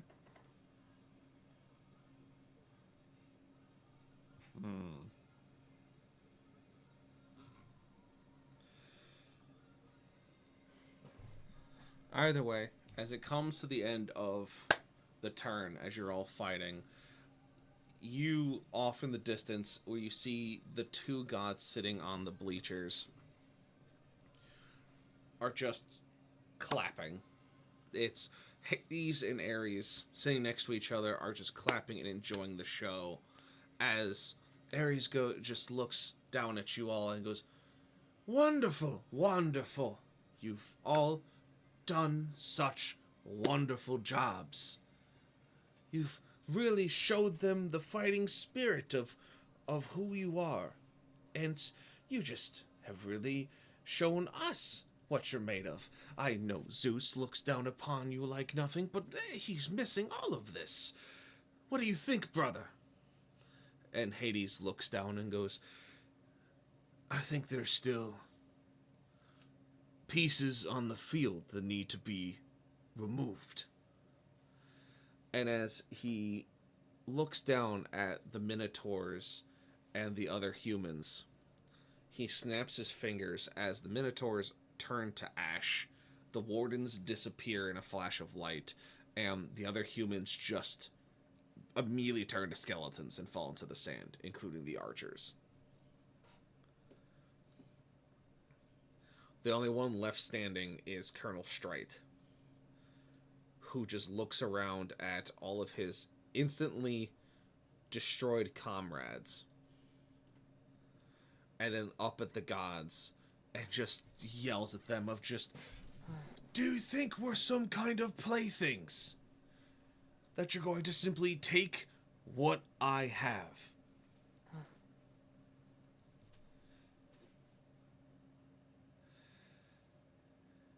And the gods simply look down and laugh. They've watched you all fight. They know that you're all worth something, but in this case, only so much entertainment can be gleaned from the loss of life that they've witnessed.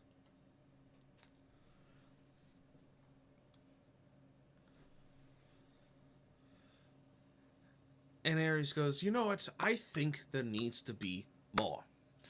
Crom has done a wonderful job, but I can see that he's not up for the task. He seems to be that of indisposed by this point. And so I think it would be best if I just simply remove him myself. And he goes, Crom, you have lived out your purpose, and you have failed me once again. A terrible shame, that is, as you don't get to fail twice. As Ares simply steps down from his position where he was seated, finds himself next to Crom, and with a single strike of his blade, cuts him in twain as the body falls to the grounds. And he goes, now, for the rest of you, I think it's time for the next round. The grand finale, where you get to deal with me. And as he turns and smiles, his armor turns aflame. His helmet grows and forms around his face as you see a legion of crimson-clad soldiers show up behind him along the sands, all carrying weapons and shields as they're standing at the glass keep. As you look around you, as all of the human soldiers that weren't killed were turned to nothing but ash and bones, Colonel Strite is just dripping with venom of just the want to fight these men. And Ares now stands, Crom dead, as you now look upon a legion of thousands of soldiers. They all simply raise their shields and drop their spears, as it seems like this is the end. Zeus would get his wish. That you would be killed by a god's hand, that the cycle would be finished, and that your fallacy here would be incomplete. Is anyone else losing him a little bit? No? Just coming through clear for me. Also, welcome back, Creed. Oh, good. I believe my Yeah, Discord is dying. Oh. That's why we're wrapping Try things up. okay.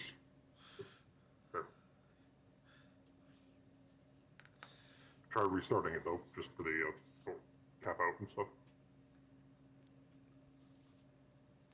He was already doing it. Yep. Yes, he was.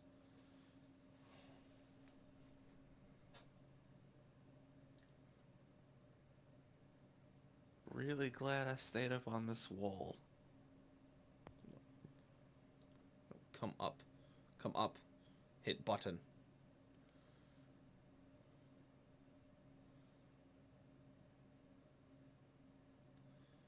Okay. I cannot bring you up myself. There it is. Ah. Ah, very good. Welcome back. Besides that, my apologies, I've been fading a little bit in and out. That's why we're wrapping up. Because that was a big fight. So as Ares stands in front of you, a legion of soldiers with spears and shields in hand turn to you, ready to remove you from the playing field, as if to gain favor or to knock over a loose chip.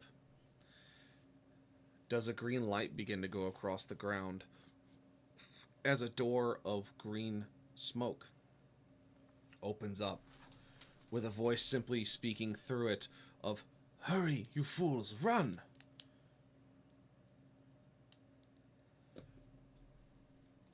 What do you do? I grab my caltrop and I run through the gate.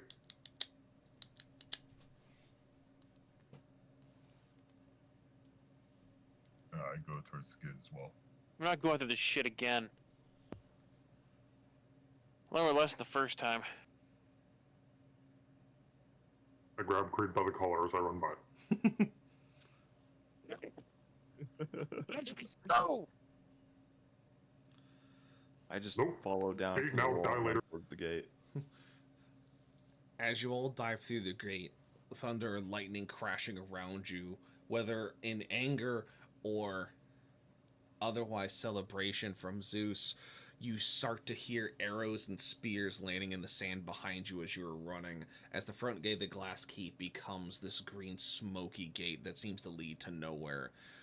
And as you all just jump through it, as just the ballistics of these weapons are just falling all around you, aiming for your hearts, trying to remove you, you fall through the gate. And no sooner do you fall through the gate, do you all wake up in a cold, dimly lit floor, seeming to be made of stone, as a single green torch is lit in the center of this room, as the silhouette of a throne is seen along the back wall, the structure of a tower built behind it. And that is where we end our session.